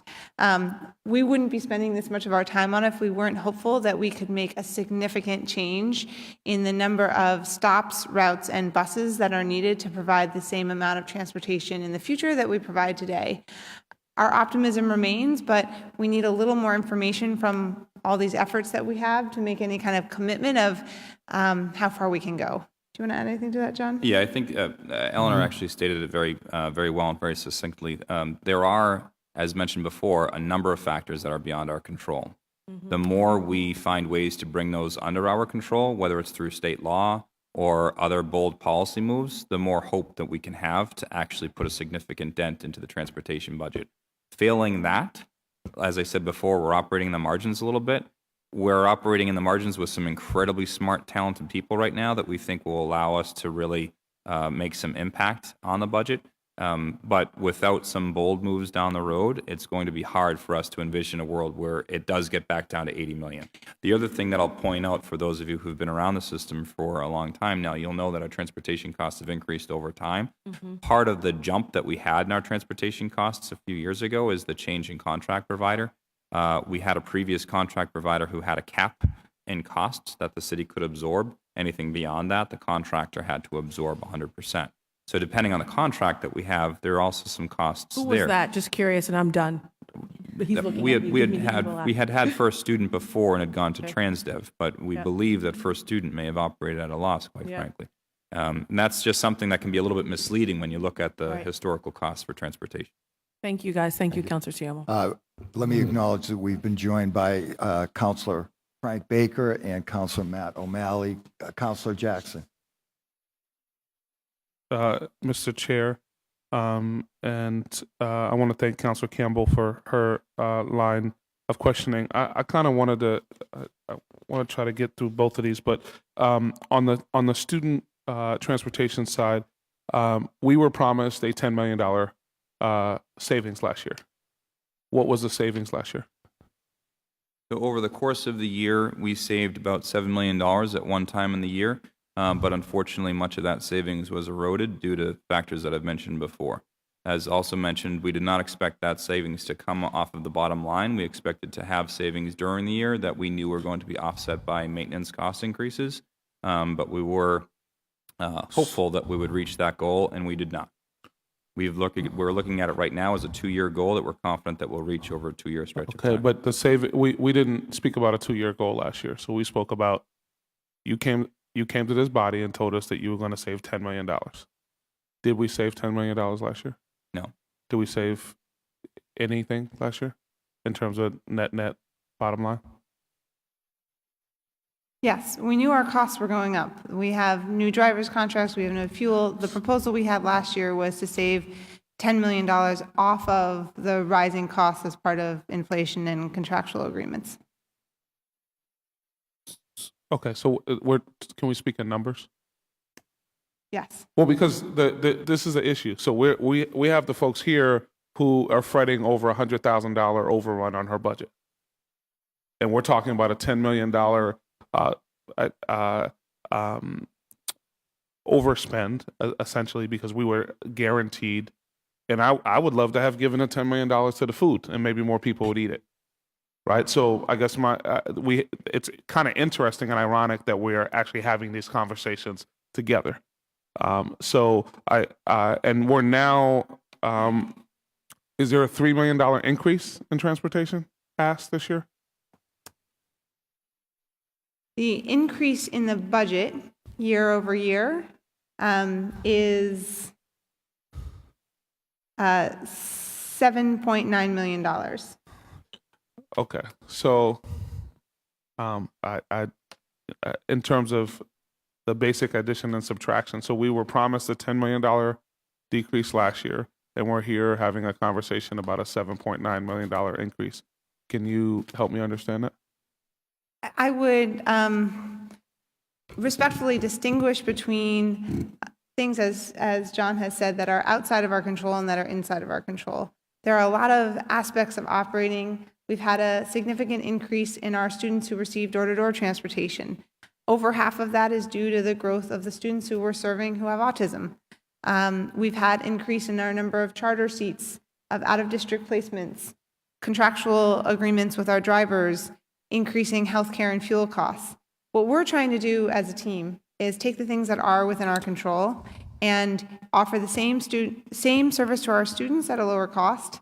Of course, I would have liked to be sitting here and saying we got every dollar we hope to get next year, but I am still proud to say that we're going to hit it over 2 years without changing anything about the service we offer to our students, and in fact, continuing to respect the delivery of service to every student, no matter their needs. But the thing that we're trying to do here is to balance a budget and to vote on a budget that's actually accurate. And the difficulty is when we have folks who sit before us and tell us that they're going to save $10 million, and then the next year they didn't save the $10 million, and then they ask us for an additional $7.9 million. So I think it's really important that we kind of think about that. And with those increases, how many high school students are receiving M7 passes? And while you're at it, how many high school students receive the S pass? Because the issue that I've heard from many high school students is that, and this is actually a sad reality, that young people are actually choosing schools based on them being at least 2 miles away. Because you don't get a pass, you don't get a 7-day M7 pass, and you get this discount S pass. That's not how we want people choosing schools. And if we're going to go up, if we're going to add, why aren't we adding services? And why aren't we taking care of the young people who are walking through neighborhoods and communities? And I don't know if you saw the Metro yesterday that noted some of the schools in the city of Boston that are in neighborhoods that there are many incidents. If we're adding additional costs, why not go ahead and add M7s for all high school students so that we can ensure that they get to and from school safely? So it's something that we're certainly looking at. I know, Counselor, it's something that you've brought to the district before. To answer your earlier question, for Boston Public School students currently receiving MBTA passes, we have about 15,400 of those students. We have about another 10,000 Boston Public School students across grades 6 through 12. We have about 7,000. Can you do that across- one more time? I'm sorry. So the total number of students in Boston Public Schools that receive MBTA passes as of our last count was 15,442. Yeah. There are an additional 10,641 students across that same span of grades who do not receive MBTA passes, who either receive yellow bus transportation or who are ineligible for the passes due to the distance from home to school. Do all of them receive an S pass if they are ineligible? To my knowledge, they're eligible for an S pass. I don't know that for sure. Yes, they are eligible for an S pass. Whether or not they receive it, I cannot say for that. I cannot speak to that. And to the folks who are watching, an S pass is a discount pass. Correct. Students actually, what is the fee each way? I don't know. The reason why this is an issue is I've spoken to young people who can't afford to go to school, and they're walking. And we actually took a walk from Madison Park to right around the Blue Hill Ave area. It actually happened to be on a nice day, so that meant I was pretty sweaty when I finished. But this young person didn't actually take a direct path, the fastest path, because he had to negotiate several areas where people he didn't want to see were around. So it was not at all a direct path for all of the adults who took that. We got to think about this. And if we're adding, and understand, this is at the same time we're spending $13 million a year on human capital. There's opportunity costs here that are being spent. How much is it per S-Pass? The S-Pass is determined more. The price of the S-Pass is determined more by the route that the students travel, but it's half of the fare. Okay. So many of our students will pay $1.25, something along those lines for the S-Pass. All students are also eligible to purchase the M7 pass for $29 that we provide to those students who are eligible, and that's $29 a month, which is I understand that there are some cost implications there for students who might have trouble affording that. That's about a third of the normal cost. How many students? What's our poverty rate for students, or the data that we have on students? 69.8, I think, if I got the decimal right, Okay. of our students qualify as low income. And how about free and reduced lunch, if we were to do it that way? That's the same. We use that in lieu of free and reduced price lunch now. Okay. So we have nearly 70% of our students. So that basically tells you that those students can't afford it. And so with that said, around the food contract, I went to Boston Latin School. Boston Latin Academy to have lunch. I sadly had the barbecue chicken. Not good. And what we saw is most of the students and the people in the cafeteria were lovely individuals, but the quality of food was pretty poor. And in all of the conversations that I had with young people, that's an issue. And I guess my question is, so we had one of the vendors, and this is, I believe it's Whitson's, who announced the day after they put in an RFP that they were opening a plant here. I guess my question is, what is the current level of happiness with the current vendor based on the consumers? Because what I would say to you is that I think the most expensive food is the food that gets thrown away. Right? And a whole lot of food is getting thrown away on a regular basis. So in this contract, do you survey people throughout the year around how people feel about the current food? Because and again, this isn't a scientific survey, but I sat at three periods of lunch, and people were not pleased. And this is on a pizza day, and so having those conversations with students, there was not a high level of consumer confidence. What I will say respectfully, Counselor, is that I'd ask Laura to address anything related to satisfaction surveys or anything along those lines, but we'd like to refrain from any discussions of the vendors themselves, knowing that we're in the But code that's of your silence. current, vendor, right? So who's the current vendor? The current vendor is Whitson's. Okay, so I'm only speaking about the vendor who you currently have, right? So I'm actually not speaking about competitors. This is in real time. Whitson's is your current vendor, correct? Correct. That's all I'm saying, right? So I think that is a relevant and fair thing to place on the record based on the fact that your current vendor.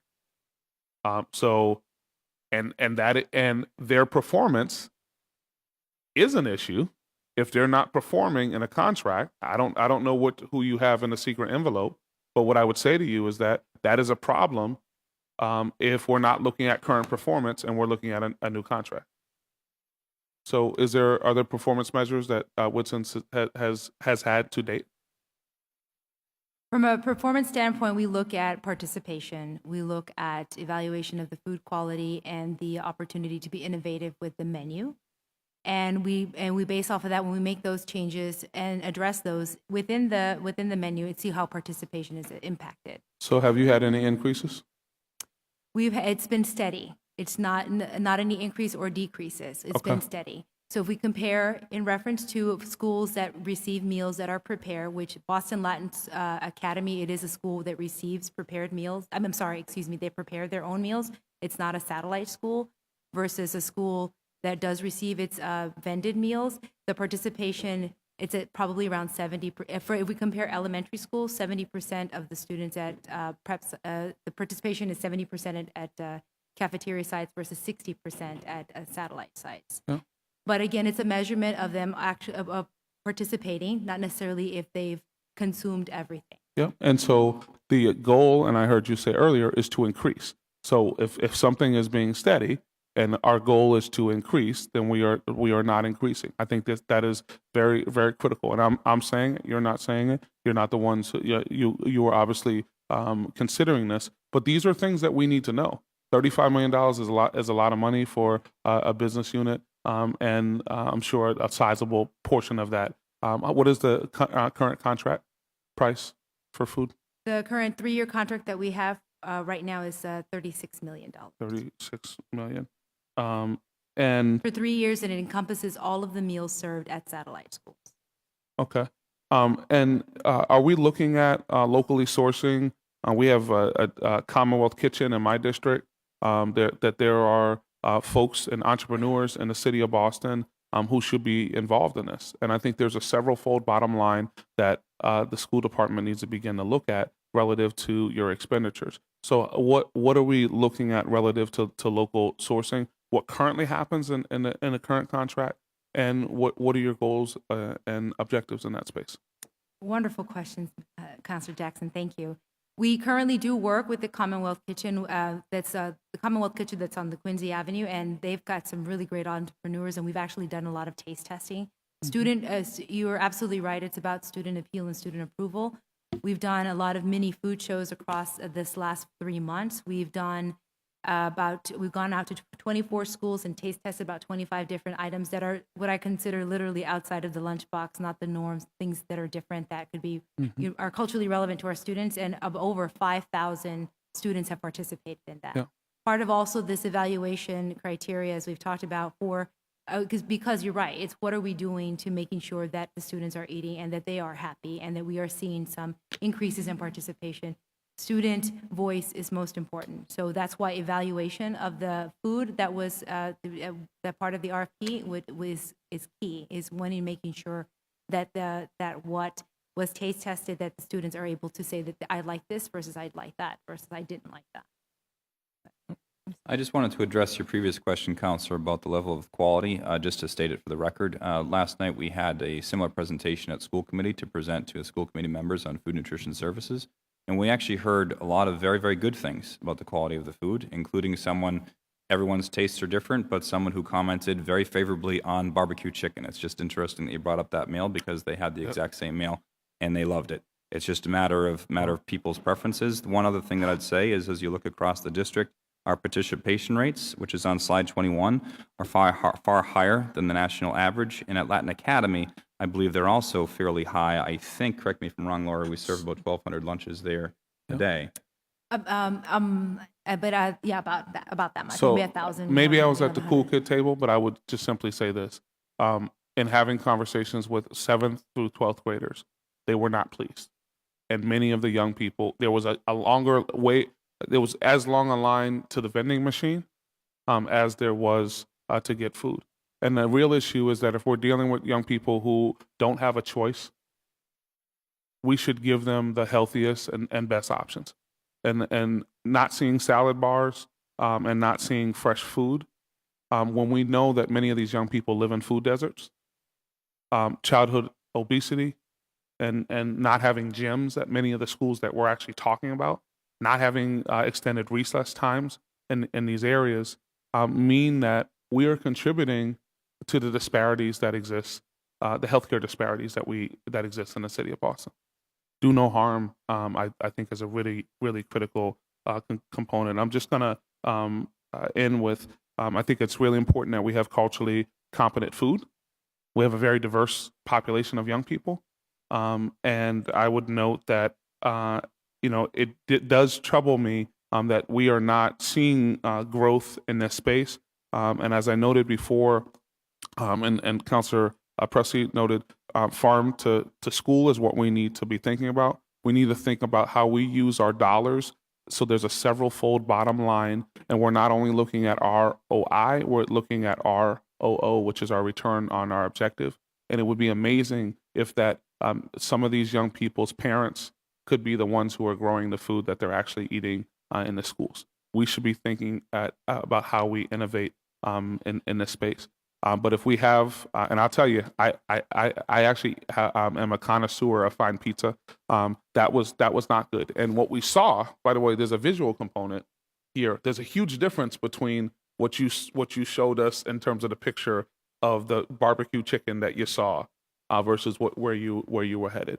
So I think we need vendors who help our local economy, who help build up businesses in these neighborhoods and communities, and provide our young people with the freshest food.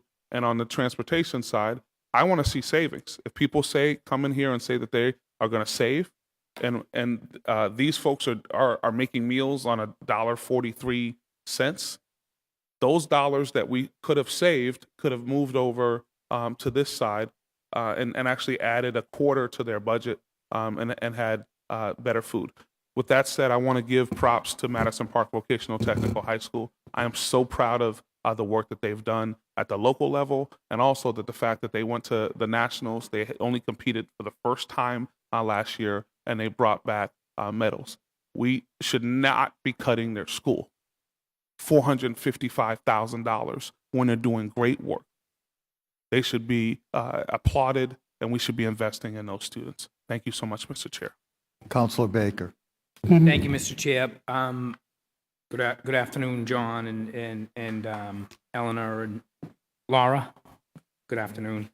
Can we, and sorry for getting here late, you may have already gone over, can we discuss about what the impact on the transportation budget was or the buses after the shift in the home base? Yeah, I'm actually. And maybe also like what was the impact when we went from 7th and 8th graders now taking the T? I'm actually very glad that you asked that question, Councilor Baker, because I owe this response to a previous question that Councilor Siomo had asked. I understand he stepped out of the chamber right now, but I can repeat it when he comes back in. Slide 3 on our presentation that you might have in front of you shows that during the time of home-based assignment from FY14 to now, the total number of our corner bus stop students has decreased from nearly 23,000 to a little under 16,000. So we've had, I believe, a 7.1 thousand drop in the number of corner bus stop students.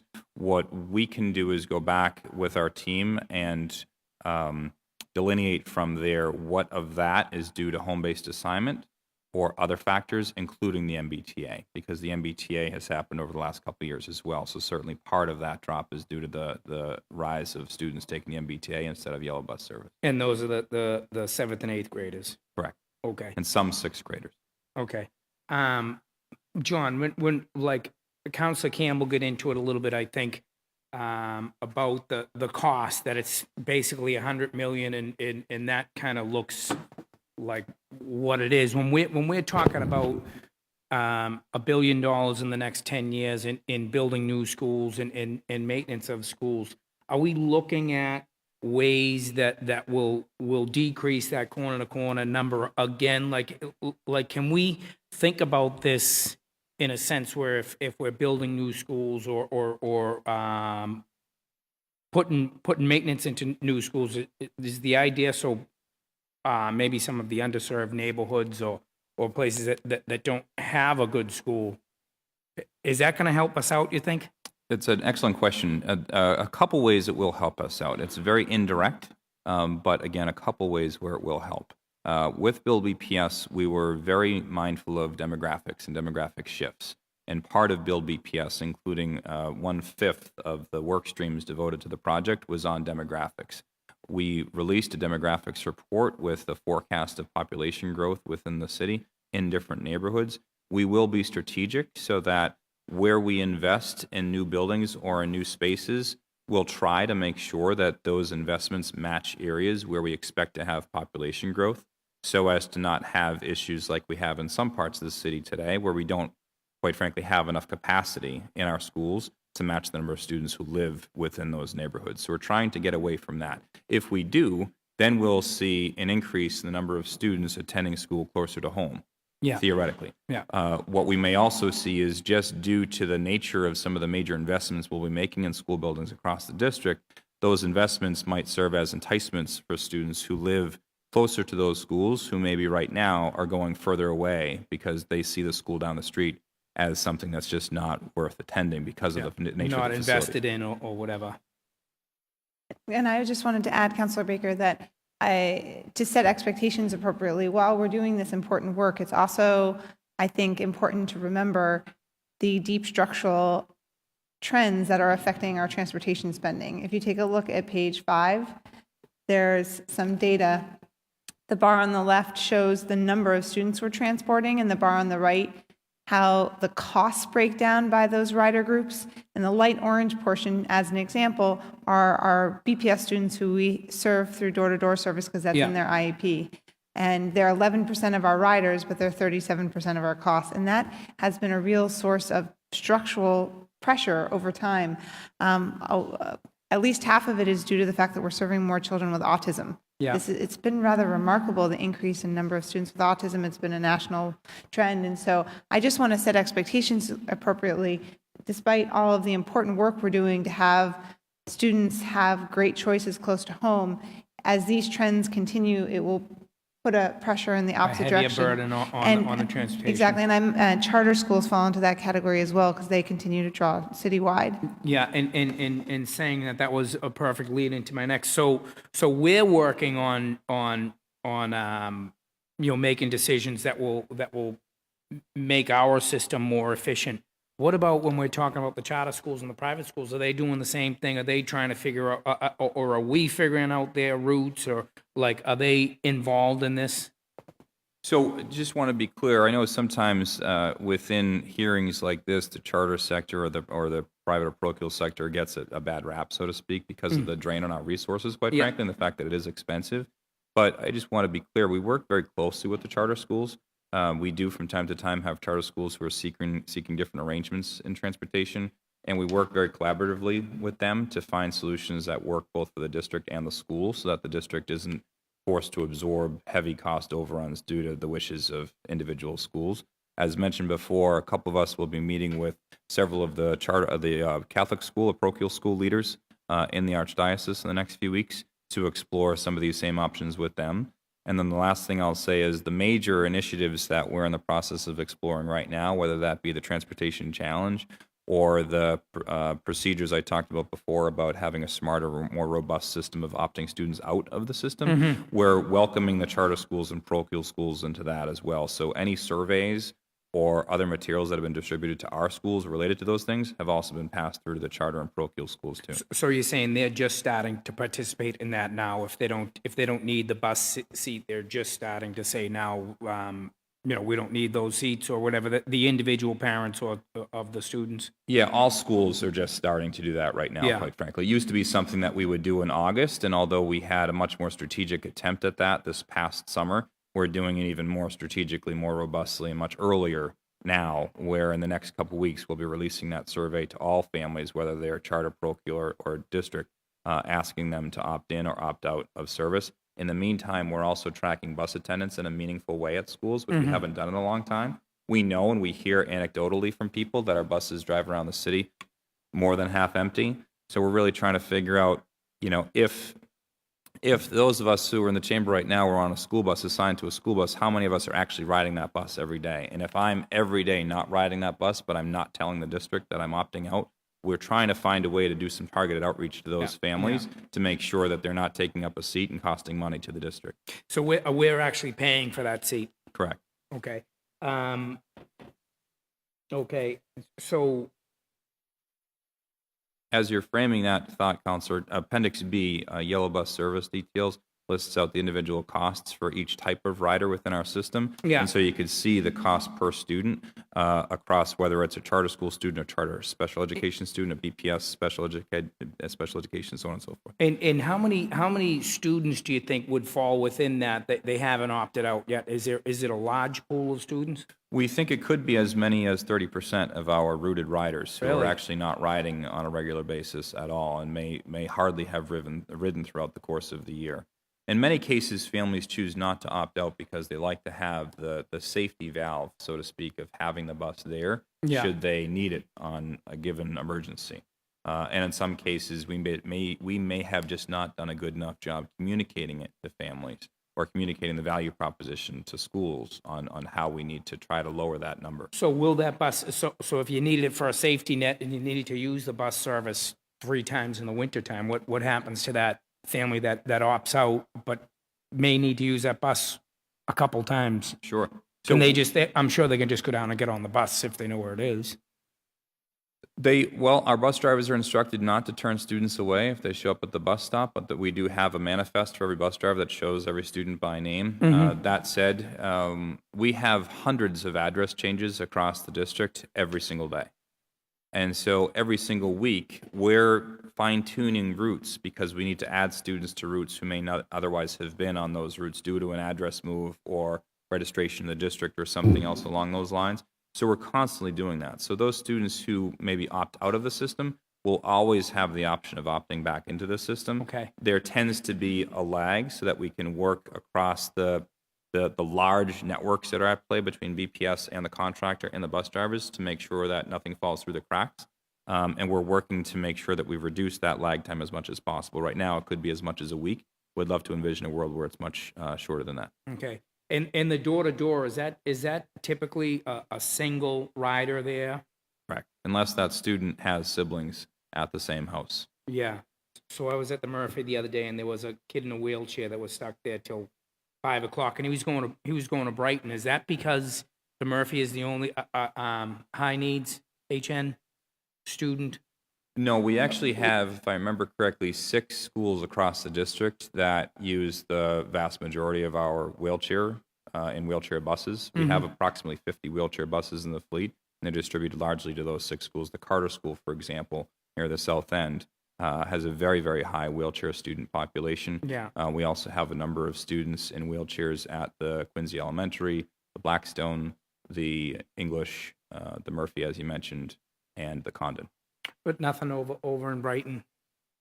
The Murphy, is the closest school for this kid in Brighton to go to? It could be that the Blackstone might be the closest school Right. For that student they in Brighton, or so it they could be the could have Quincy chosen Elementary, Murphy. since it's right off of the Mass Pike. Yeah, true. It Okay. is. Thank you, John. Laura, how are you today? I'm well, thank you. Good. We talked about the satellite schools was $36 million for just those satellite schools to bring lunch into. What is the cost for the rest of the system? For the rest of the So school, the cafeterias, they're not a satellite school. So what is our cost? It's almost, I have it at about 1.9 million per year, because that's where we generate the $1.43 per meal for breakfast and lunch. So it's only 1.9 million for the rest of the school system? But it's 43 schools that prepare their meals. Oh, And the okay. rest of the rest of our schools, the 85, receive the satellite vended meals. Okay. And can you talk about this? And I, again, apologize, I wasn't here for it, the Hub and Spoke pilot project in East Boston. Sure. So it was an opportunity to kind of look at the schools that we currently do have that receive the satellite meals. And when I've gone out and I visited schools, I looked at what would be, as we go to a school that they prepare their meals. They get all of their ingredients, they're putting the recipes together. You get all of the aesthetics when you're walking into that kitchen. You smell it, you hear them talking, they're preparing it, they're getting ready for the kids to come through the line. In satellite schools, where we receive our meals it's in a tray and it's got plastic wrap over it, you don't necessarily get all those aesthetics. You don't smell the food, you're not hearing it being prepared. In a sense of, you hear a lot of dishes clanging. So I thought, what could we, I worked with one of our field coordinators, and she had thought, what if we looked at working with one of our schools that prepares meals, make a little bit more, and see how we can get it to a school site that gets these satellite meals, and see how that impacts. So with that, we built a plan around taking a kitchen that's fully prepped, that has full staff, and they're able to make a few more meals, and see how we can get it and transport it to another location, another school site that does receive satellite meals. So it's an opportunity as we've developed our goals for this year about increasing our participation to be fiscally sustainable, thinking about how we're going to decrease waste, because we hear concerns that you may have taken the meal, but you may have ended up throwing it in the trash because you didn't necessarily like it.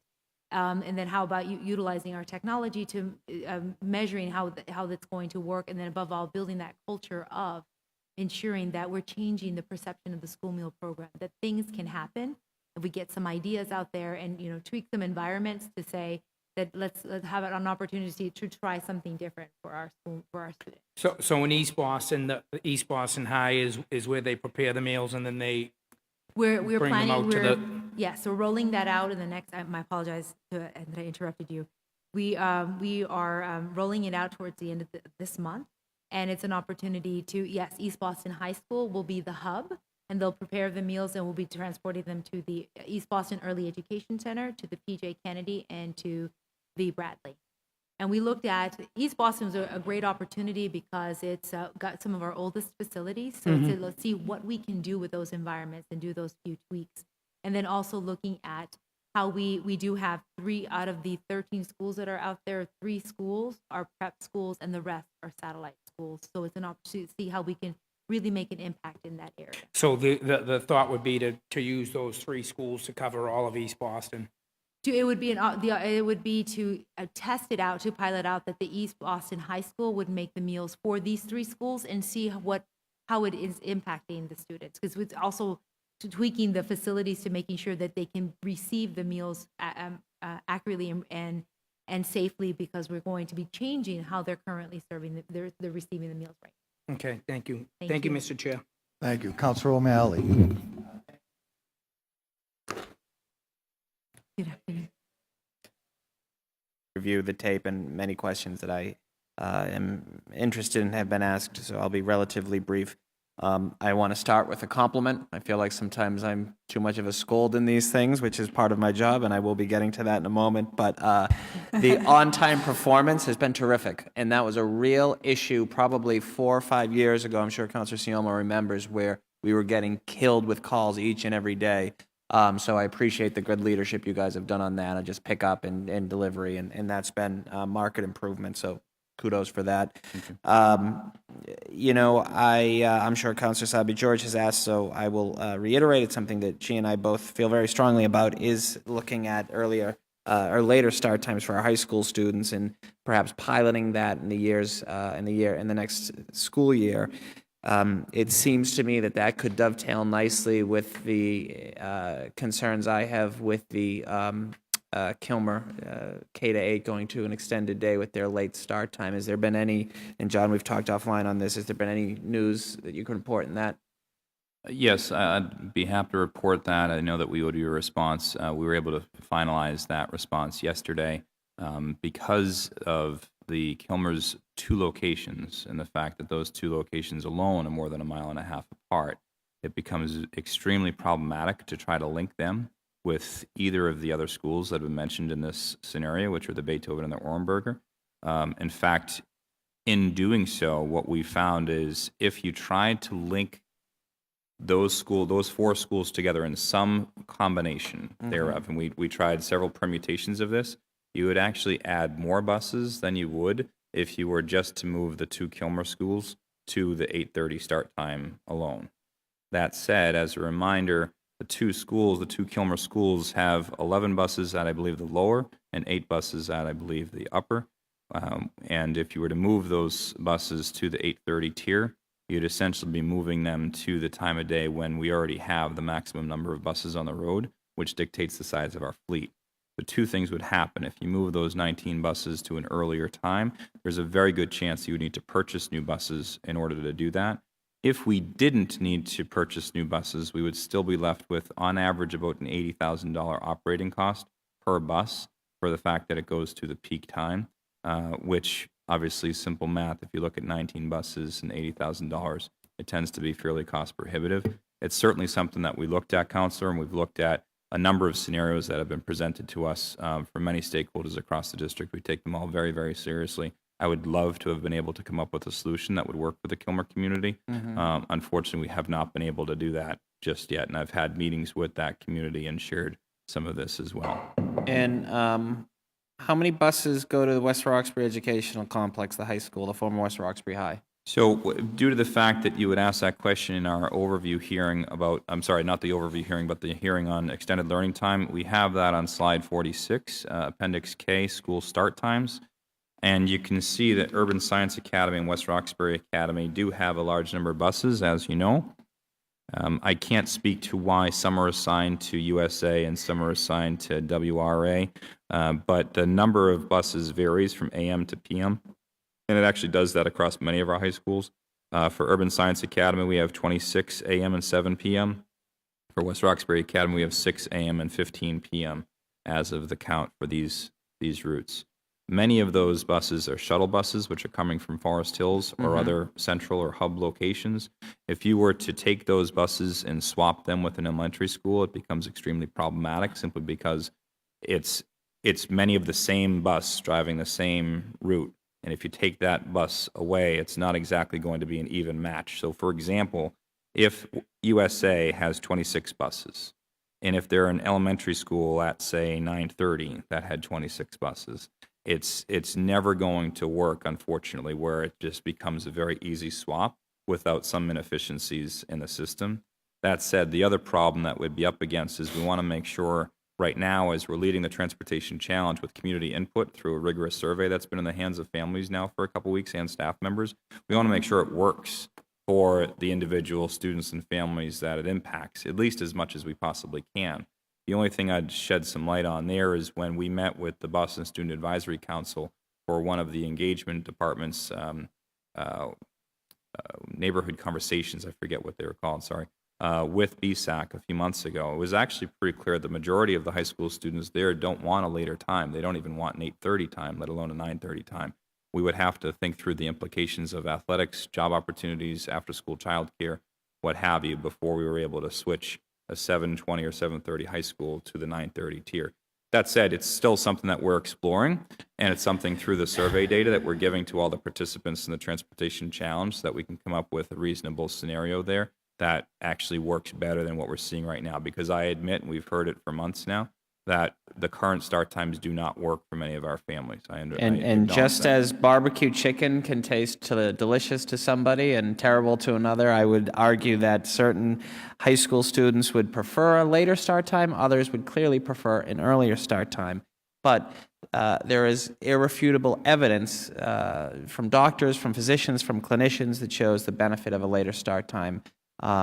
We could spend all afternoon, all week talking about. So it's a little frustrating from my end that we understand that this isn't as simple as switching school A with school B to make this work. This is a very complicated proposal, but one thing we've been asking for and will continue to ask for is let's look at a piloted program. And Boston Latin Academy is a great example where a student-led, a parent-led, even teachers were involved, supportive of this initiative to look at it.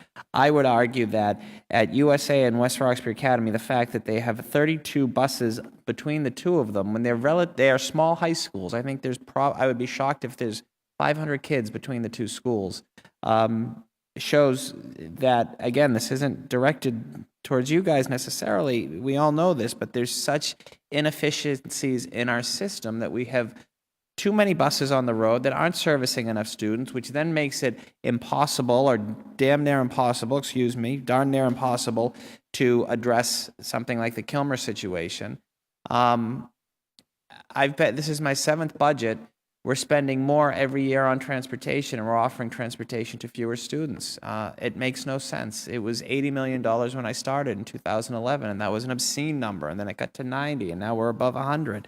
So it's frustrating to me because I feel like we keep having this conversation every year, and the tentacles that sort of come with start time with transportation just have so many other effects. I know for a fact that some families, not all, many will adjust, most will adjust. Some families are going to leave the Kilmer School because of the late start time and extended day and what that does.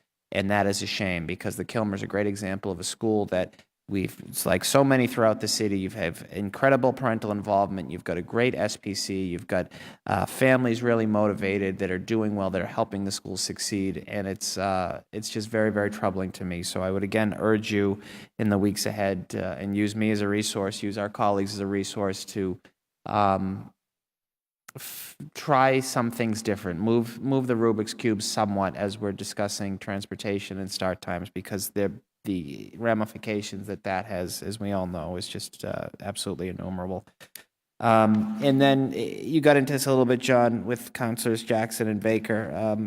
Explain how it works with the charter students. So we have to, and I'm sure it's on a slide, what are we spending on transporting charter school students? So Appendix B, which has been often referenced today, slide 30, I believe, lists that out. But I can tell you right now, for charter school students, our total cost this year was about $19 million. If I'm doing, about $13 million. I'm doing the math relatively correctly. Okay. And Counselor, if I may, just coming back to your previous points, I just want to state for the record too that as much as we're concerned about the Kilmer's anxiety that they've mentioned, there are a number of other schools that have brought the same concerns. I just want to state for the record that we're constantly looking at those schools as well, and we've had a number of parent meetings across the district with those school communities having similar conversations. Absolutely. No, understood. So we're just trying to do the math here. Okay. So the pure pupil spending is somewhat analogous between BPS and charter, it looks like, with just corner bus 22 versus 25. Door-to-door seems to be a little bit less, 76.20 for charter and 82.10 for BPS.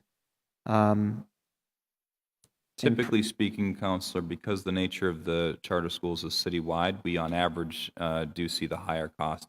That explains the higher cost for the corner transportation. The door-to-door transportation cost being a little bit less per pupil for charters, to us seems almost more like an anomaly. And could also be due to the fact that we have specialized programs in BPS that are not necessarily centrally located, and that then leads to higher costs for many of our door-to-door students. Okay. And we only do corner bus pickup and drop off for private schools. We don't do door-to-door or MBTA? Correct. Why is that? Just 'cause it's a small enough universe that it can be done that way? I can't speak to that. It was mentioned earlier that there are just 2 private schools right now in the city that are receiving this service. Which are that? Which schools? Those are the Advent School and the Park Street School, and we've just recently begun conversations with them to talk through this service of transportation that we're providing to those students. Okay. And can a charter, how does the charter school or a charter school select their start time? Do they select it and then go to you guys? Do you guys have to sign off on start time or end time for transportation? So I think this is probably best answered in two responses. First, in terms of the historical, many of our charter schools across the system do have the earlier times that, because of extended learning time and BPS, are now maybe a little bit more sought after than they were many years ago. And that explains why some of our charter schools have 7:30 start times. In fact, many of them do. Also, a major reason for that is the fact that our charter schools, by and large, have much longer days than our district schools. And so we had, at the time that charters were starting, we had openings in the 7:30 tier. And in the afternoon, we had openings in the later afternoon tiers, if you can see what I'm saying. And because the charter school length, the day length, was so long, they were actually able to fill some openings in the very early part of the day and in the end of the day without costing the district a prohibitive amount of money.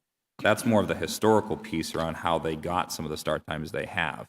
If charters request a change to their start time, what happens is, because they're an individual LEA, meaning they're seen almost like a district unto themselves, they have the option of having amendments to their charters that can then get approved by the commissioner of the state within DESE, the Department of Elementary and Secondary Education.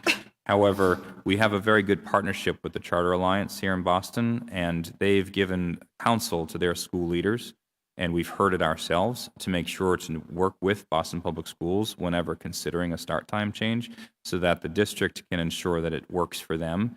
And if it doesn't, they're instructed to then work with the district to find a compromise that might work for both the school and the district, so that our costs are kept in check. As of right now, the state law reads that the charter schools have more, let's say, ability within the law to change their time than we have to dictate what times they have. That's something that's in the state law right now, which means that the charter schools have the ability to change their start time, but they're encouraged to work with the district to find a cost-effective solution. Well, that's a little frustrating to hear. And again, that's not your saying, but and I'm not looking to entertain the traditional public schools versus charter school debate, but the fact that, it seems a charter school has more autonomy in terms of setting a time than the traditional BPS, as well as a whole host of other things. That's just very frustrating to hear, and it's also frustrating that Mitchell Chester gets to sign off on these things as opposed to the school committee or the city council, or the superintendent. But that's saved for another hearing, I guess. Well, again, I appreciate you guys being here. I know these are never easy. I would just once again urge you to please continue to work with us to address some of these things, because I think we're close. I think we can come up with a solution for not only the Kilmer, but the Manning, certain other late start schools going to ELT going forward from there. So thank you, Mr. Chairman. Thank you. I just have a follow-up on the food service. Do you track waste? You mentioned the 70% and the 60% participation rate. So how do we track spoilage and waste? Currently, right now, it would just be, it's like literally counting or doing when we do plate waste studies, so we have more information, which is weighing the trash of how after the service is done. So that's one of the reasons why focusing on a new enterprise application, because our current system's not capable of doing it. So it's an opportunity for us, because that is one of the key things. So with focusing on trying to decrease waste at the school sites this year, it was literally what our team can do within their means. So having this the ability to have this new system in there, so at a moment's notice we can say what was left over, what was disposed of, and to be able to use that data to help us make better decisions on maybe that menu item didn't work, or maybe that menu combination didn't work. So we can it'd be beneficial to our students in knowing that we're hearing them, so we can make those changes. Right. So we never had a system to track that. I don't think it's until now. And well, we have been doing it internally, as in working with the team, and Mark McDonald and his team have done a great job, and to be able to figure out some of the information that we have and working backwards from it versus having a system capable of doing it in front of you for a manager to look at and see, okay, that didn't work, this didn't work, and giving that kind of feedback. So as of right now. Right. So when you say a 70% participation rate, do you order for 100%? And then is that one way of looking at it, or The 70% participation rate is based off of the average daily participation we have the team that's out in the field that's ordering is that we look at production records. So when they have a menu in front of them, they'll see the menu and they'll say, my average daily attendance is 500. So I'll order enough for, if I know generally my participation is about 450, depending on the item, then I'll order 455, 470 to adjust for that. And then sometimes and so it's touch and go, because they're magicians and they're wonderful at it, because you just don't know what a child's going to feel like on that day. Right. But utilizing that, and that 70% is based off of what we offered for the day. So if we offered 500 meals and only 450 participate, then we know that's the average daily participation on a daily basis. Right. Okay. Counselor Asabi Joy. Thank you. And I'll try to chip through these at a good clip. I want to follow up just on Counselor O'Malley's comments about the later high school start times. I had a member of my staff was present at the BSAC town hall meeting. And our understanding was the presentation for a later high school start time wasn't presented fully or completely, and it wasn't there wasn't a good enough conversation about it. And in a few rooms that I've been in, when the proposal's been presented or discussed, it's been presented in the sense that, oh, well, teens sleep so long anyway, so school has to work to when they wake up. And that, of course, would be ideal, but that would mean like 10 a.m. or 11 a.m. And we've received some feedback from folks that said, we just can't start high school at 10 a.m. The request on the table is for an 8:30 a.m. start. And we really need to consider not just the implications, of course, of athletics and employment and all sorts of after-school requirements that our kids have or things that they need to do, but we do really need to consider the implications of a lack of sleep on academic performance and overall physical and mental health. And we've seen the research, we've seen it for decades, and we really need to follow the national trend of going to a later high school start time. So I will continue to beat that drum. We've got to get a pilot in place and try this. And like Councilor O'Malley said, we have schools very interested, both parents, kids, and faculty interested in participating in a pilot program. Just for a statement of a desired policy, because policy does impact where we decide to spend money. We need to choose to spend less money on transportation and then figure out ways to make it work. And I'm certainly excited about the hackathon and hope that it produces some real results for us to see some real savings. I'm curious, John, if you could share with us the timeline of this hackathon process.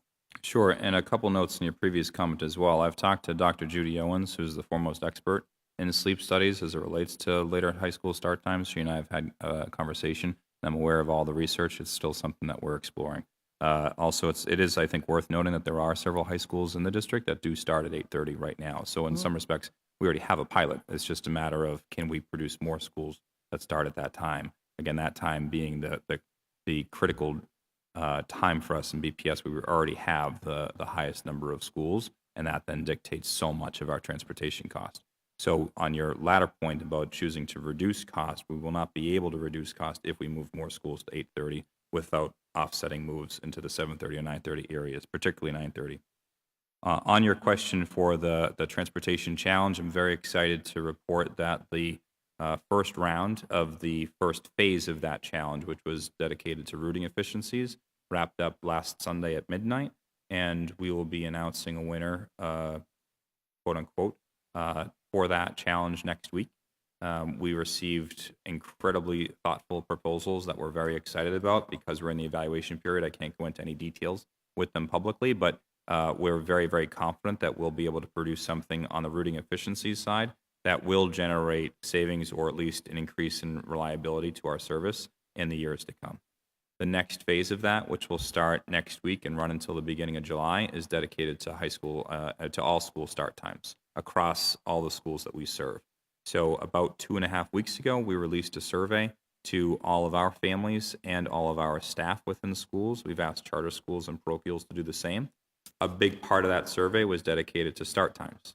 I assume, being a parent, you may have received it as well. Great. My wife filled it out twice, once as a staff member and once as a parent. I'm hoping that I filled it out 4 times because I have 4 children. Yes. Yeah. Yeah, we had to do the same thing 4 times over. We're right there with you. In any event, we expect to receive, and we actually had a very good response rate to that survey early on. We'll be releasing robocalls or other messages to folks to remind those who have not conducted the survey yet to please do so that we can then turn over to our participants in that second wave of the challenge all the data from that survey, with the idea of saying, we would love to see what the trade-off is between costs and accommodating input. And then we'll have some choices to make. You know, it could be that there could be a system out there where we accommodate family and staff input as much as we possibly can. It might come at a very, very high cost, but it's worth noting. Or we might want to see what the lowest potential cost is for the district if we allocate start times in a way where they're balanced, because right now they're not.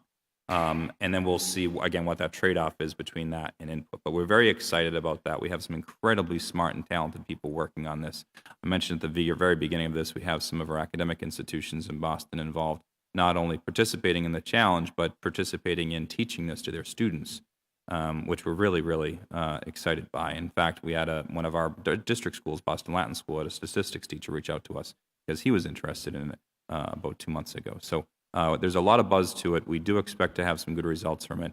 We're just asking for people to be patient for us to report those results when they come in due time. And when do you think that might be? So for the routing efficiencies, we'll be able to offer a report back to you, Counselor, on that after the next week or so when those evaluations are done. And then for start times, that wraps up the first week in July. So Right, so similarly we'll at see, that we point, could potentially see changes. My hope is that we would see some policy shifts, changes, decisions made by the start of school that will help some efficiencies for this coming school year, but then also some greater changes for the following school year. But I understand that most of those decisions need to be made this fall. But school so year school start 18, times, for 19. example, will not be changed until September of 2018. And we want to make sure that we have a thoughtful community engagement process with that. We understand, as I do, having 4 kids in the district, start times mean a lot, and part of why why families choose certain schools. So we'll be engaging with school communities in the fall to make sure that they're aware of what the time change might look like, if in fact they have one for the following school year. As far as policy choices, there could be some policy choices that are made over the next several months that will cause an impact for FY18 and produce some savings. There will also be others that we'll be looking at in FY19 for sure. Right. Well, my hope is that we get to what we need to for the fall so that we're not, because there's too many things similar to the TAP program that those results were supposed to inform decisions for next year, weren't ready in time, and therefore sort of the effort becomes maybe not totally wasted, but less impactful in the following school year. So a few months ago in a meeting, it was mentioned that we on purpose half fill school buses. Is that true by design, to leave room for them as they run their 3 routes? That is true, and I want to be really clear in how I answer that. I want you to be really clear first and just repeating for me so that I can note it, that is true. It is true that many of our buses are intentionally half full, so to speak, in terms of how many students are assigned to a bus and what the capacity of that bus is. I would invite members of the transportation team to come down if I misspeak in how I respond to your question, because I do want this to be really clear. The reason why that happens, and counterintuitively, it's because it actually allows us to keep costs more in check than not. So for example, if a bus were to go from a 7:30 school to an 8:30 school, we look at that as a 45-minute window because we'd like to have that bus report to the 8:30 school by 8:15. That gives us 45 minutes to transport as many students as possible from one school to the next. It's simply not possible for us to oftentimes pick up more than, say, 40, 50, 60% of that bus's capacity during that time frame. Part of that is because of the rise in door-to-door bus stops that we have. Those are bus stops where we're only picking up 1 student instead of, say, 8, 10, 12. Part of that is due to the way assignments work right now, where students are living in much more remote locations than they used to, or I should say more like further apart from each other than they used to, so that our bus routes are not able to drive very compact, easy routes from a 7:30 school to an 8:30 school and pick up 60 students along the way. It's just simply not possible. If we did that, and this is why I say counterintuitively, what we do allows us to save money, If we chose to do that, we would then have to force those buses to not serve the 7:30 school, so we can start picking up those students earlier, if you see what I'm saying. And then we'd be allowing ourselves maybe an hour-long window to pick up students. We'd be able to fill the buses more, but would actually spend more money on that scenario because our buses then wouldn't be able to serve the 7:30 school, and that's more of a driver of our cost than the number of students. So one of the pieces of that that's most frustrating is seeing, actually visualizing that half-full bus. Why aren't we just fully loading a half bus, a half-sized bus? I'm going to point to Mike Hughes, our Assistant Director of Transportation, to answer that. We use our half buses as well, and we try to use those to as much I'd rather capacity see as a possible. full half bus than a half-empty long bus. And we And do I'd say that most constituents would too. And we do have full half buses across the system But we have every year. Very And every few day. full buses. It's maddening to hear it out loud, and it's maddening to have this conversation because one of the greatest frustrations is the phone call or the direct personal experience of sitting behind an empty bus as it rumbles through the streets of our neighborhoods. Sure. So the last couple of things I'll say here, and then if you'd allow, I'd I like will. for Mike Hughes to weigh in as well. He's a 40-year veteran of the Transportation Department and runs our bus routing and fleet scheduling every year. It's a more complicated problem than you or I will probably ever be able to understand, quite frankly, and I mean that in all due respect. But the other couple things that I'll say in terms of our capacity, partly it comes down to fleet scheduling. Yes, we would love to be able to fill up a half bus more than a full bus, if you see what I'm saying. But if the half bus is coming from one part of the city, it's going to go and probably do a good job of filling itself. There might be a full bus across the city where we can't get that half bus to pick up that full bus of students, if I'm making any sense. I know this is starting to sound a little bit confusing. It's a riddle. It's a riddle. Well, the whole thing is a riddle and it's a puzzle. And the other thing that I'll say that I mentioned before during our presentation is that we're very mindful of the fact that there could be as much as a third of our students who right now are taking up seats on buses and they're not opting out of the system. And that's costing the district potentially $3 to $5 million a year. And that's what our TAP program was supposed to identify for us. And I'm not sure if, I've never seen results of the TAP That was program. that was part of the strategy behind the TAP card program called Safe Board. That was part of that strategy, not all of it entirely. We've had, I think, 12 schools this year that have been using that. As has been mentioned before, one of the challenges with the TAP card program right now is that we don't have any credible data at the school level to compare it to before we can start making some critical decisions around simply opting students out of transportation. The other thing that I'll stress is that the TAP card program was and is a pilot. It is not a change in policy. It is not something that we right away wanted to sink a huge investment into making sure it was across the district and all of our buses. And it exposed a lot of very important learnings for us.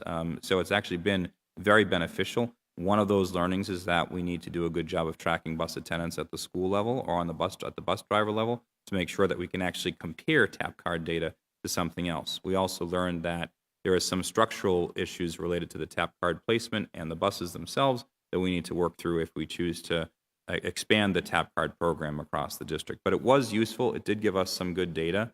It's just not at the level that we need it to be to really make the informed decisions that I think you're speaking of. Okay. That's where we're hoping the bus attendants and the opt-out program that we're doing right now will come in and fill that gap. Well, it was a year ago, and I'm sorry, Mike, we will get to you. It was a year ago at this hearing that we talked about the TAP card program, which I opposed. I thought that it wasn't a wise investment, but had looked forward to, since we chose to make that investment, that we looked forward to the results at the end of last calendar year to inform decisions for this upcoming school year, none of which have happened. But I'm still curious and awaiting the results of that TAP card pilot program. We haven't seen the results. We don't understand. I don't understand what the results mean or what implications they could have had or should have to know and understand that we're just continuing to extend an activity that hasn't been sort of shared, I think, is a problem for me. Yeah, and I'll say we did sit here last year at this time and talk about this investment. It has not yielded the degree of insight we hoped it would, but the good news is that we also invested much less. We were able to pull back the initial investment, and then when early results were not quite as satisfying as we hoped they would be, we pulled back even further. So while we would have rather invested the money and had the insights, at least when it wasn't yielding results, we have spent a fraction of the money that we thought we might. I'd say that the initial investment last year, if I remember, I could check my notes here, but was about $1 million, and I think then it went down to maybe $600,000. The sort of interesting fact to sort of loop this all together is Councilor O'Malley and I have advocated for later high school start times. The investment needed to pilot it was $800,000, sort of right down the middle. And it just, when those numbers sort of add up to one another, it makes me I grin in satisfaction that I was right a year ago, but also frustrated that we didn't yield the results that you had anticipated or hoped for. And there doesn't seem to be a win, at least at this point, in any of the work of the TAP program. Well, in all due respect, I'd push back a little bit on that because, as I mentioned before, while the early results maybe aren't fully satisfactory, I actually think that there was a lot satisfactory in the early results because it taught us a lot about our system.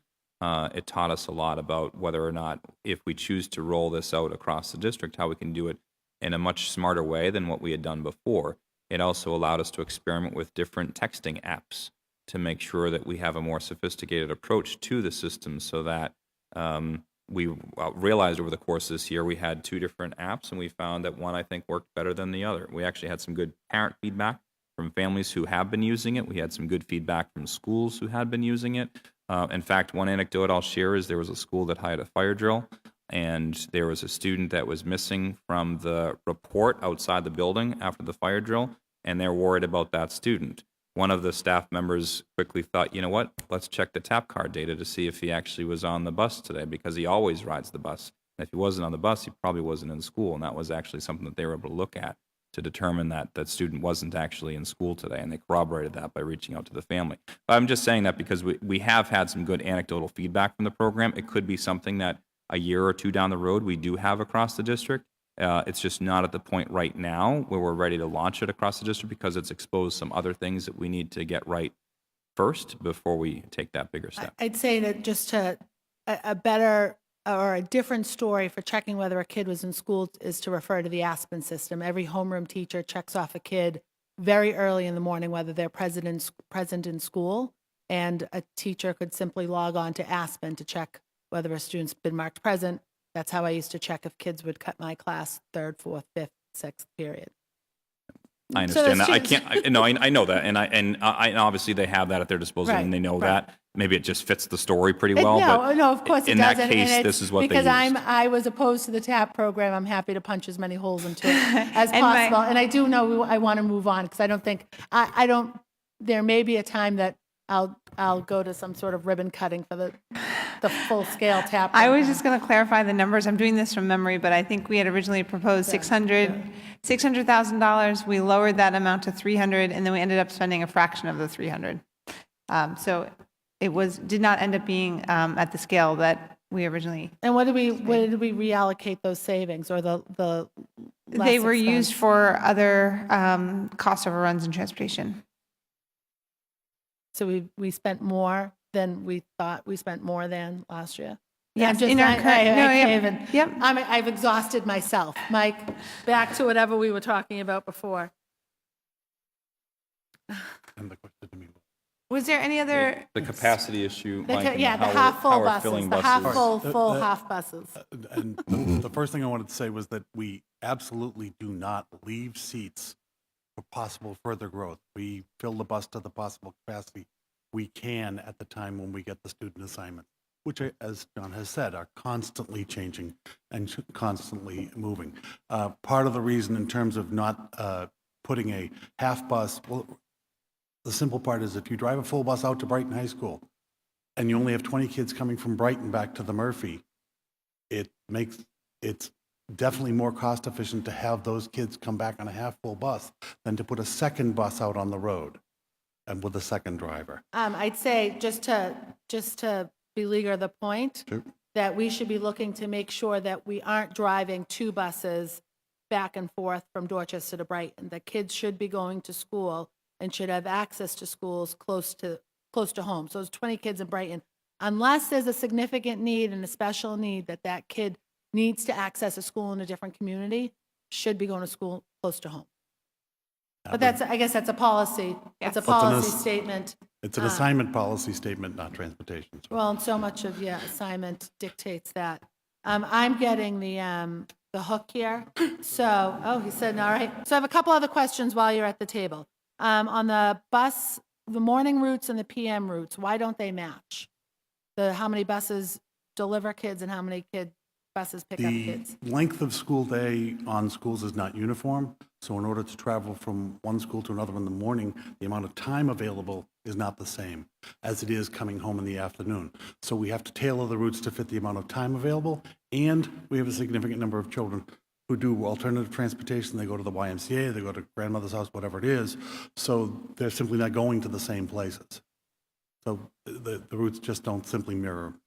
Okay, that's a good explanation. And then on bus safety, there was somewhere in my notes here now that they've become a mess. The bus monitor questions come up a number of times over the course of the last year and a half that I've been here. It's come up longer than that. In one of the notes, in one of the appendix here, it was mentioned that we would need 2,000 monitors in order to cover every bus. But I don't understand that if we only have 740 buses, if we just want one monitor per bus. I don't know the full answer to that. We can get back to you. I can tell you that one answer for that is that we oftentimes need, by IEP accommodations, more than one monitor on certain buses. Okay, In fact, so- some buses have 3 monitors on them Right. because of 3 students who might need a one-to-one monitor. One-to-one. No, I appreciate that. But on page 50, I just found it, Appendix M. If we were to add one monitor to all runs, so this is an additional monitor to all runs, we would add 25, 85 monitor assignments on a daily basis. That's not, and Mike, please correct me if I'm wrong, that's not monitors, that's monitor assignments, which would be assigning individual monitors. So we may only need, fewer than 1,000 monitors, but we would then have,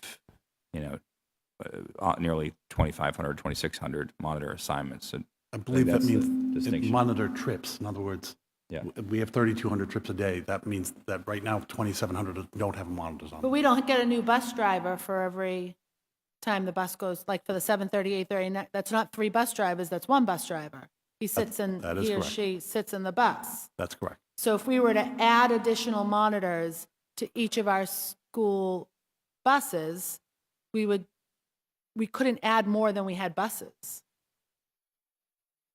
There are a number of different ways to do it, probably, but in this particular instance, as is in a lot of instances, the monitors are very often somebody who is also a school staffer. So they run that one trip into the school and they might run another trip out of that school. But yes, we would actually have, or you may But have. those are the one-to-ones. No, in some cases, it's not a one-to-one. Sometimes it's just a monitor. Okay, so I think that maybe not today, but another time we should have some sort of conversation to fully understand this, because this could be a true number, but I feel that we're playing with data in a way to make it look like it's impossible or nearly impossible. I think, Counselor, it comes down to the wage structure of the monitors and the reason why the monitor assignments are important. That distinction comes down to, I believe, the manner in which they're paid, although I could be wrong. Okay. And then how many safety issues or incidents have we had in this current fiscal year? I think that's what everything's based on. For bus safety, I don't know if we have that. Cam or Dell, if you're aware of numbers of bus safety incidents this year, we can certainly report that back to you, Counselor.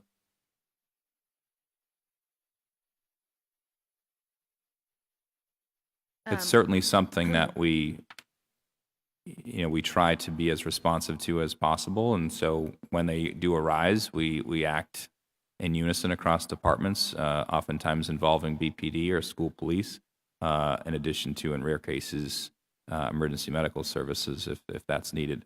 It does come up. We just don't have the number handy So right I now. suppose through the chair, if I could just request the number of school bus incidences And then I'm sure that there's a way that we've ranked them by seriousness. If it's, if there's EMS involved, BPD involved, versus a parent complaint, if it's a bullying incident, if there was sort of any injury. I have in my notes from last year that there were 5,000 incidences, but I don't have it documented sort of by type, if that's simply a range of issues or complaints. We do have them tallied by type, and we can get that to you. Great, thank you, I appreciate that. And then spending on field trips and athletics, on transportation in particular. If I understand it correctly, it's 400 and change for a school to take a field trip with using a yellow bus. If it's a trip within the city limits, within Route 128, it's $350 round trip per bus. 350. And then, is that a negotiated price? Like, I feel like if it's within the school day, why are schools individually fundraising so kids can go on field trips? In terms of the price, the price is not a negotiated price. We do offer a discount if it starts after 9:30 in the morning and finishes before 1:30, because obviously between 7:30 and 9:30, we're using the buses, and between 1:30 and 4, we're using them again. But and as I say, there is a discount, and I want to say it's about I think it's $100. I'm not sure. And I'm sorry, the rest of the question? I No, believe I wish, I wish I would imagine there are buses, there are bus drivers, or we're contracted with them. They're employed to do drop off in the morning and pick up in the afternoon. We're paying them for a day's work. I would expect that at least a portion of them should be at our disposal to bring kids to drop them off at the Freedom Trail or bring them to the Museum of Science or whatever the case might be. We only pay them for the amount of time that they're currently driving. If we give them another run, we have to pay them more. So yes, if we are running them between 9:30 in the morning and 1:30 or 2 o'clock in the afternoon, then we have to pay them. I mean, they're not on the clock at that period. the way that the wage structure works for drivers is that they don't clock in the morning and clock out at the end and have like a regular work day, so to speak. They bid on routes, and those routes are collections of trips. And one bus driver's route package, so to speak, might be a total of 38 hours a week. One bus driver's might be 34. And when we add field trips to individual drivers, those now are hours above what we're contractually obligated to pay them. So when we then have to pay them more, this is just a manner in which we can try to work with the schools to help offset some of that cost, because as you can see, we're here reporting transportation costs increasing. This is an area where we're trying to work with the schools to make sure it hits the appropriate budgets, so to speak. Right. No, it makes sense. Thank you. And then it's taken me all this time to get to it, but the BPS in general has done an incredible amount of work improving, I think, the services that we're providing kids that are experiencing homelessness. Without a doubt, I'll continue to applaud that work, because I think it's great. A year ago, or a little bit more than a year ago, it took us between 7 and 10 days to reassign a student for their transportation if they were experiencing homelessness. I know that we now have a dedicated person, Kristen Dearden, that's doing that work, and we reach out to her pretty regularly. Could you just tell me if that number has gone down? I'm asking a question I do know the answer to, and this is an opportunity to puff up your feathers, because Kristen's done some great work in this space. It's gone down, but I don't know what the number is. I'm very proud to report to you that number has gone down. Thank you, Counselor. It's gone down quite a bit. We don't know what it is, though. I don't know what it is. It's something that we're continually looking at. I think Counselor Baker had asked the question before about what happens if a student is opted out of transportation then opts back in. It's that exact same issue. We're trying to make sure that we're reducing that lag time as much as possible when someone first enters the system to then gets on a bus, whether they're homeless or what have you. We're always trying to fine tune that as much as possible. And then, I apologize. We can get you that's that okay. data. Yeah, no, I think it's a number. It's a number I'd like, because it's a number I'd like to share and promote.